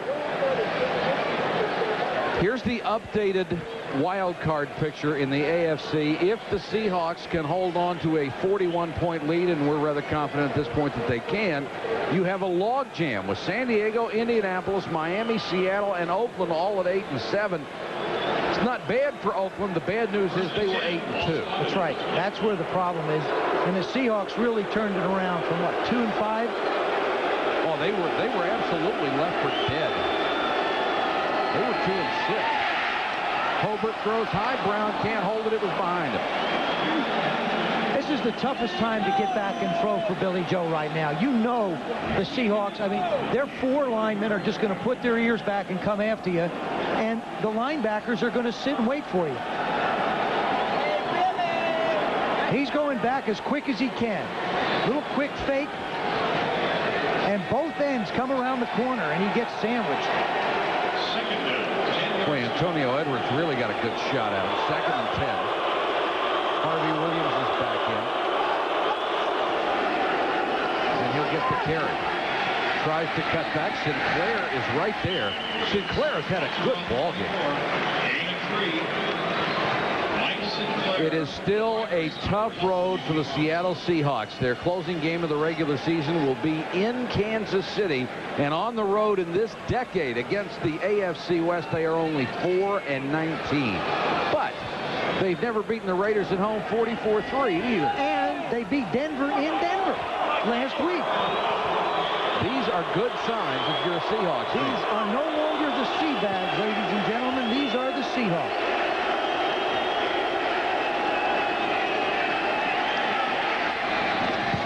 the sideline, incomplete. And they'll have to kick it away again.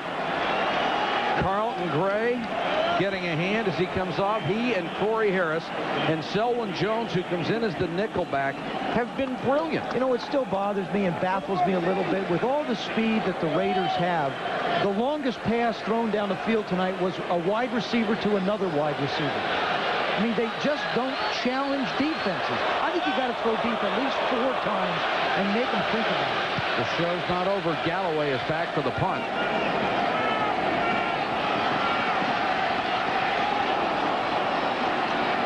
Not this time. Galloway decked as he reached the 33-yard return after a 46-yard punt. Joe Nash has seen it all in Seattle. He is loving it now.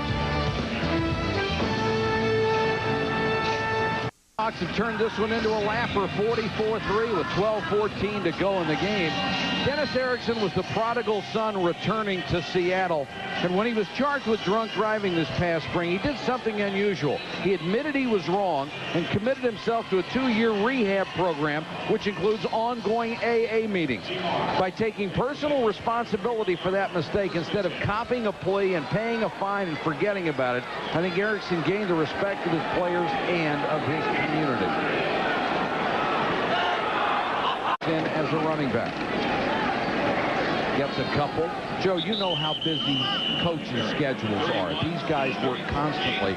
And Dennis Erickson, by going through this program, he has no time left. He coaches, he goes to meetings. That's right. I mean, he made a commitment. He has a commitment to this franchise and a commitment to the people around him that he loves and also himself. And I think he deserves a lot of credit for standing up and taking the responsibility he has. And he's done a terrific job having this football team continue to grow and believe in his program.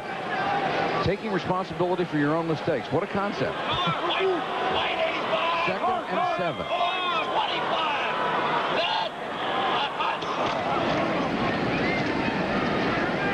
Keep it on the ground with Smith out of Houston, a 3rd-round draft choice in '94. Nolan Harrison was in on the tackle. Now what you're going to see John Freeze do is bleed the 40-second clock down almost every play. I mean, you can take, if you don't get a first down, you can take almost 2 minutes off the clock just doing what they're doing. Well, Black Sunday, I don't think that's what that sign was intended to mean, but it certainly turned out that way. It turned out to be a blue Sunday. With no silver in that at all.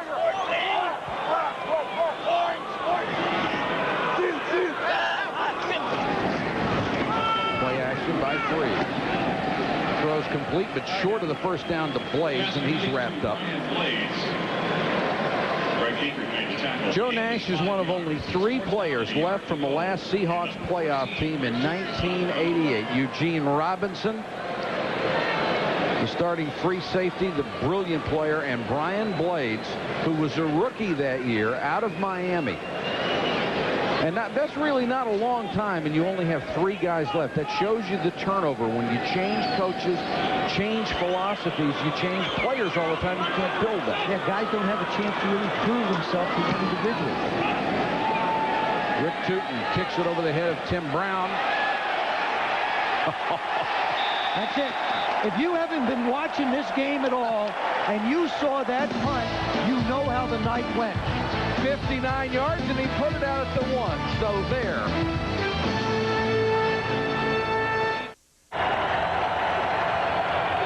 The most recognizable vista in Seattle, the Space Needle. Went up and down about 20 years ago. What a beautiful place it is. The Raiders have to start from the end zone, and Hobart throwing deep. Brown double coverage. Nice job by Eugene Robinson to get over there and help out. And it would be hard to look at the film of this game and find anything that the Seahawks have not done perfectly. But coaches will, as will Mike White. They'll sit down and look at the things that happen. I mean, blown opportunities. You come out, like I said, the beginning of the first half. Raiders have a chance to make a play, get back in the game. Big emotional lift, bang, out of Rocket's hand. Would have been 27-10 if he makes the catch.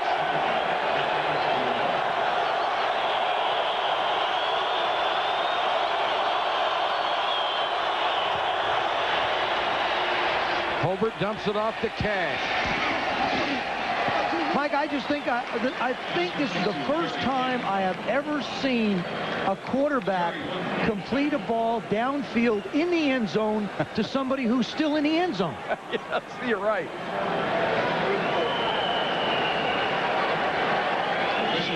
Go back to the hit on Jeff Hostetler. If you are a Raider fan, here is the update on his condition. He has re-aggravated the shoulder injury that he suffered a month ago. He has gone to the locker room. That's as much of a report as we have now. We can't tell you the severity of the injury or whether he'll be able to play next week or not. Harvey Williams makes the catch and is crushed as he got across the 10. Terry Wooden and Winston Moss double-teamed him and just ripped him. Winston Moss and Terry Wooden on the tackle.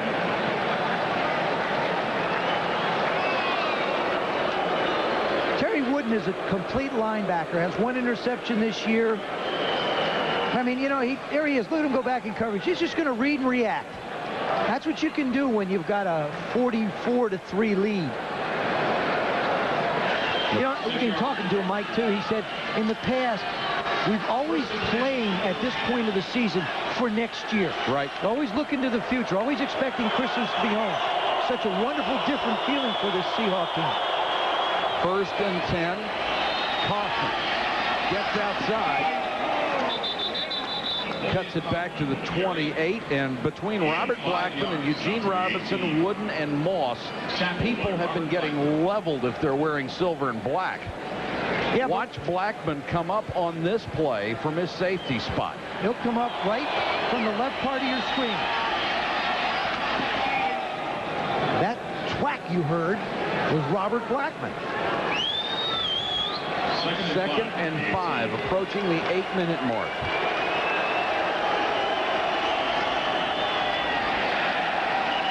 Kaufman again out to the 20. You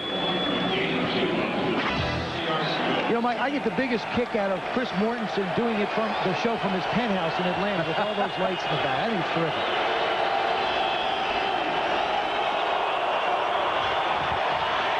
Hobart under pressure. Brown with a juggling catch. Tim Brown off to the races. Touchdown Raiders.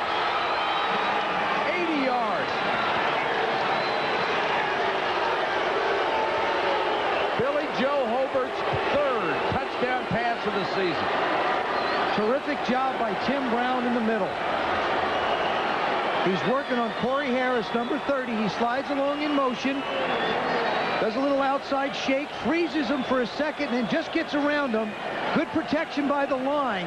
Not a very good throw, but an excellent reception. And now, who said that Tim Brown can't run? They say he's the slowest of the receivers. And I don't know if that's the case. Well, I think he is. The rest of them run 4.2s. He's only around 4.3.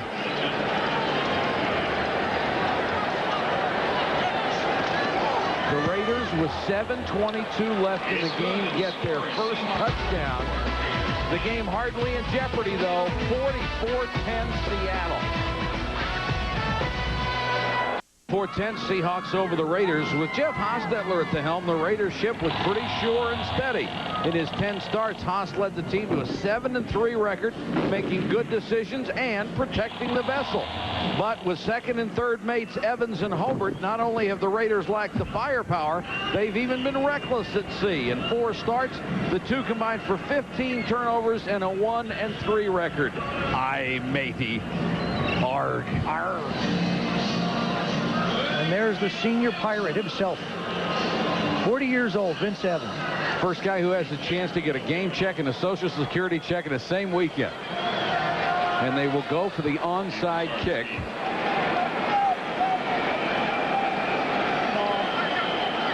The Seahawks put their hands team in.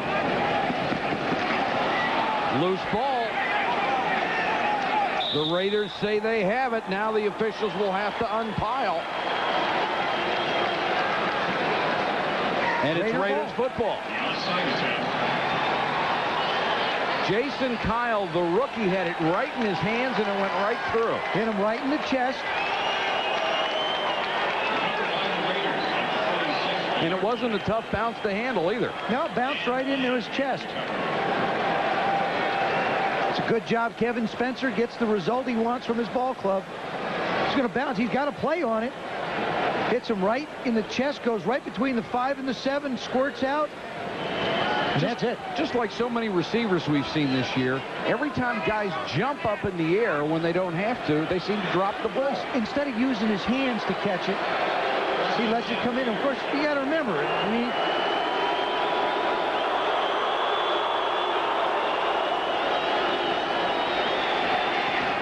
Holbert throws. Wooden got a hand on it, and Brown couldn't make the catch. But Terry Wooden is terrific at coverage. He's all over. I mean, he's great at pursuit, great at the point of attack. He runs the patterns as well as the receivers do.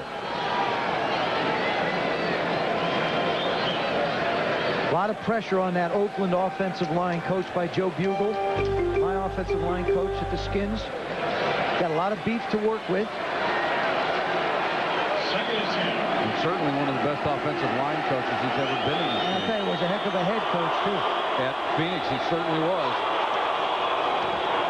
Draw play to Fenner. Chased down from behind by Joe Nash, and he got some help. 7 minutes left in a rout for the Seattle Seahawks that will keep them in the playoff chase. And there's Buggs. He is Raider assistant, first-time assistant this year, assistant head coach. Boy, I tell you, he started to do a great job in Phoenix and really wasn't given a chance to see the fruits of labor. He'll be a head coach again in this league soon, I'll guarantee you. Certainly has what it takes. 3rd and 3 for the Raiders. Fenner goes into a slot, so does Brown.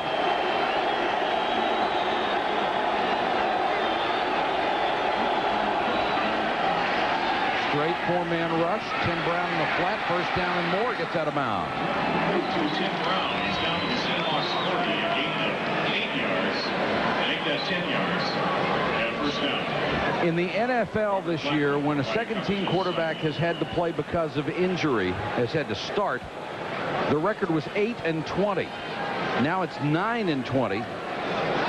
Because that man did such an exceptional job tonight. And the number 2s just don't get that much work. Vince Evans doesn't get that much when Haas is ready to go like he did this week. Nor would Billy Joe Hobert.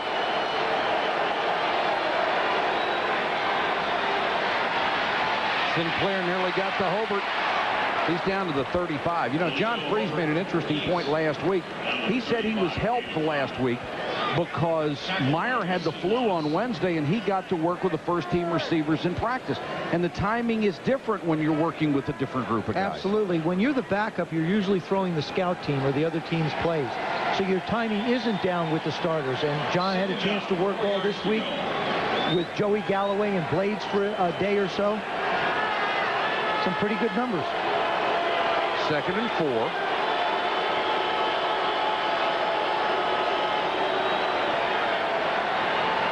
Hobert to Hobbs, and Hobbs is knocked out of bounds by Jones. Now Dennis Erickson will be faced a really pleasant decision. Who do you put in at quarterback? I personally think you got to stay with the guy. At this point, if it was the middle of the season, I'd go with Rick Meyer. At this point, you stay with the guy who's done the job for you. I think if you take him away from that offense, John Freese away from the offense, at this point, you hurt the chemistry of the football team. So I would say John Freese would start next week. And certainly they have found the rhythm with Freese in the 4th quarter last week and all this game. Flag is down. Hobert throws short, incomplete, intended for Kerry Cash. Well, the Seahawks lined up offside that time. One of the linebackers had their head in the neutral zone, and I mean, there was no question it was going to happen.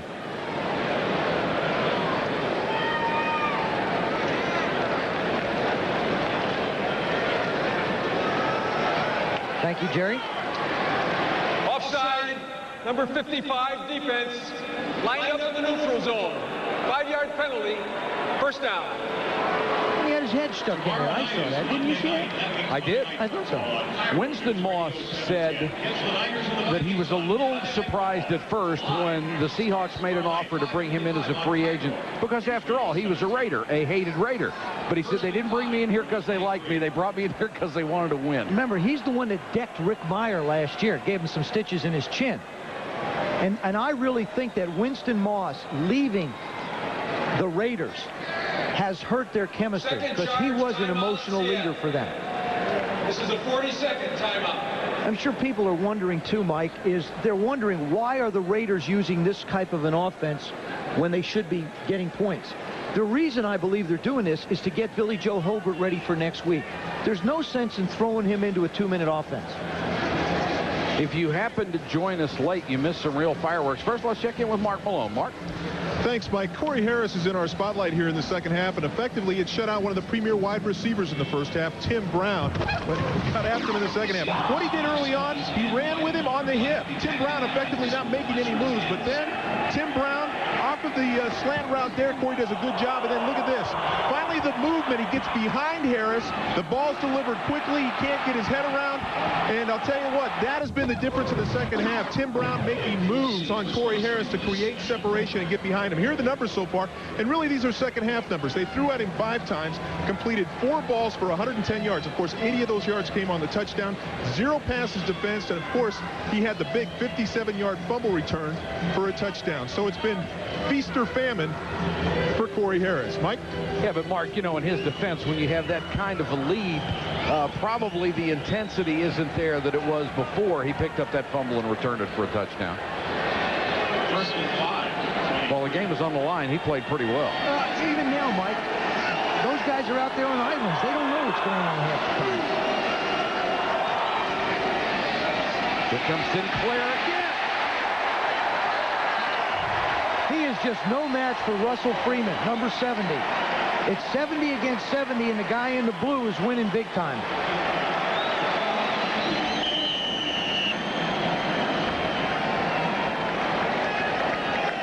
Number 70, your right tackle. He gets beat right at the line of scrimmage. Doesn't get good movement on his feet. Sinclair sets him up and really gets an easy sack. He's had a lot of nagging injuries throughout his career. When he was healthy in one stretch in 93, had 8 sacks in 8 games, so they know he can do it.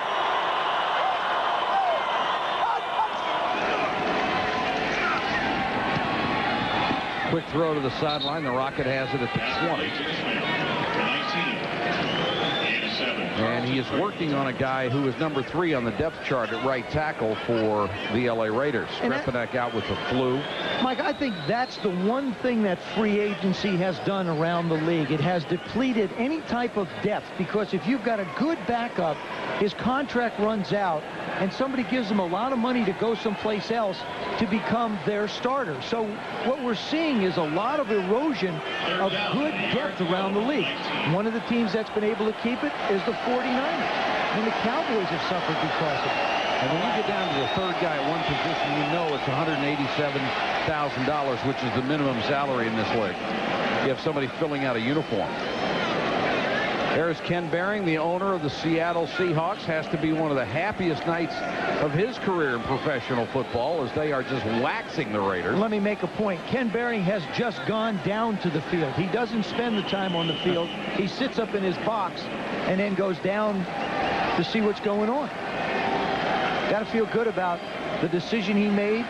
And that would be in comparison to Jerry Jones, who I think has put so much pressure on the Dallas Cowboys that it's going to be impossible for them to live up to what he has created. He has created the monster. Chris Warren, over 100 yards, breaks the club record, his 8th of the year. Joey Galloway showed you the kind of talent that should be evident for the next 10 or 12 years in a Seahawks uniform. You know, out of college, I thought he was the most complete. Michael Westbrook is going to be a great receiver. J.J. Stokes is starting to prove he is. But the big thing about Joey Galloway, he came into camp and was a part of the Seahawks right from the beginning. That's why he's been an impact player as a rookie, and the other guys have taken a little more time. And one of the reasons he probably stayed healthy. Sinclair with 2 tackles, and the entire Seahawks defense came up big. 4th and 1. Benner did not make it.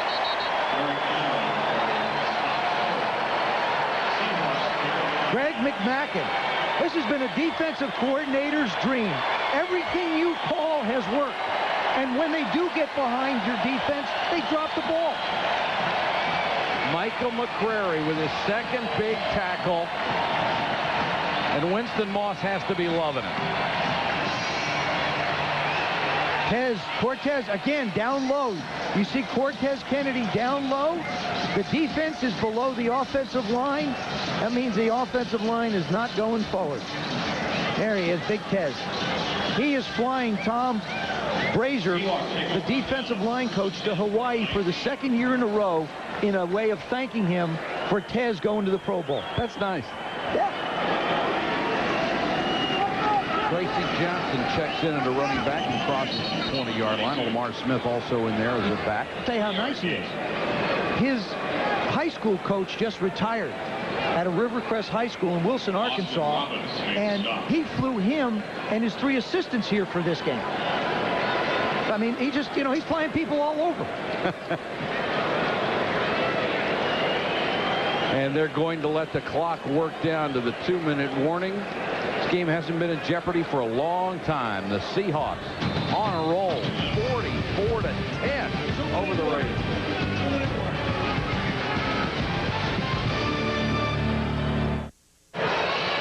Not a smile to be found on that sideline. They're down 44-10. Coming up after our broadcast Sports Center, Keith Olbermann, Brett Haber. They're standing by to bring you up on the NFL playoff picture, which is always fun to listen to. The last hurrah in Cleveland, maybe not. And our conversation on Sunday night with Jeff Hostetler of the Raiders. Primetime follows Sports Center. That's where the smiles can be found. And they deserve every smile that they can crank out tonight. I tell you, Mike Sinclair's played a heck of a ball game. 2 minutes to go in a 44-10 rout.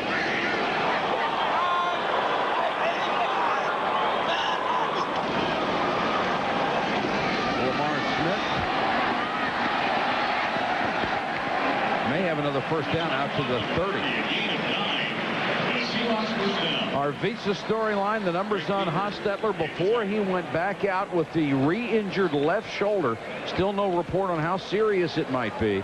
Chris Warren with his 8th 100-yard rushing game of the year.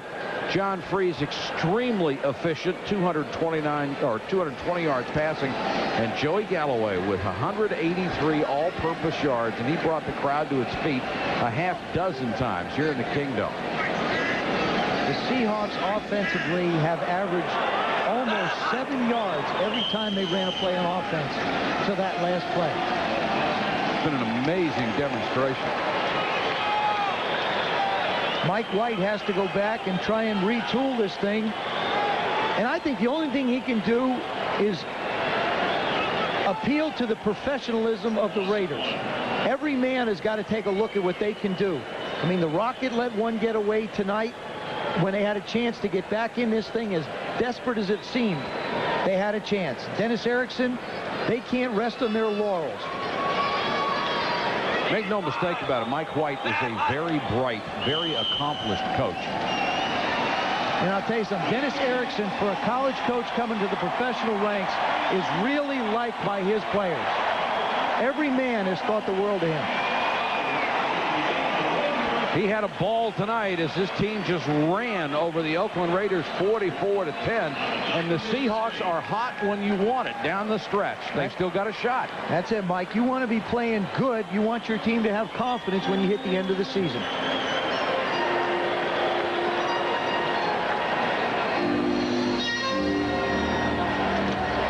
Our final score, the Seattle Seahawks 44, the Oakland Raiders 10. Coming up next, Sports Center, Keith Olbermann, Brett Haber, the NFL playoff picture. They'll clear that up. The last hurrah in Cleveland, and our Sunday night conversation with Jeff Hostetler. For Joe Theismann, Mark Malone, and our entire ESPN crew, this is Mike Patrick. Thanks for watching, everybody. Good night from Seattle. Sports Center is next, right after this.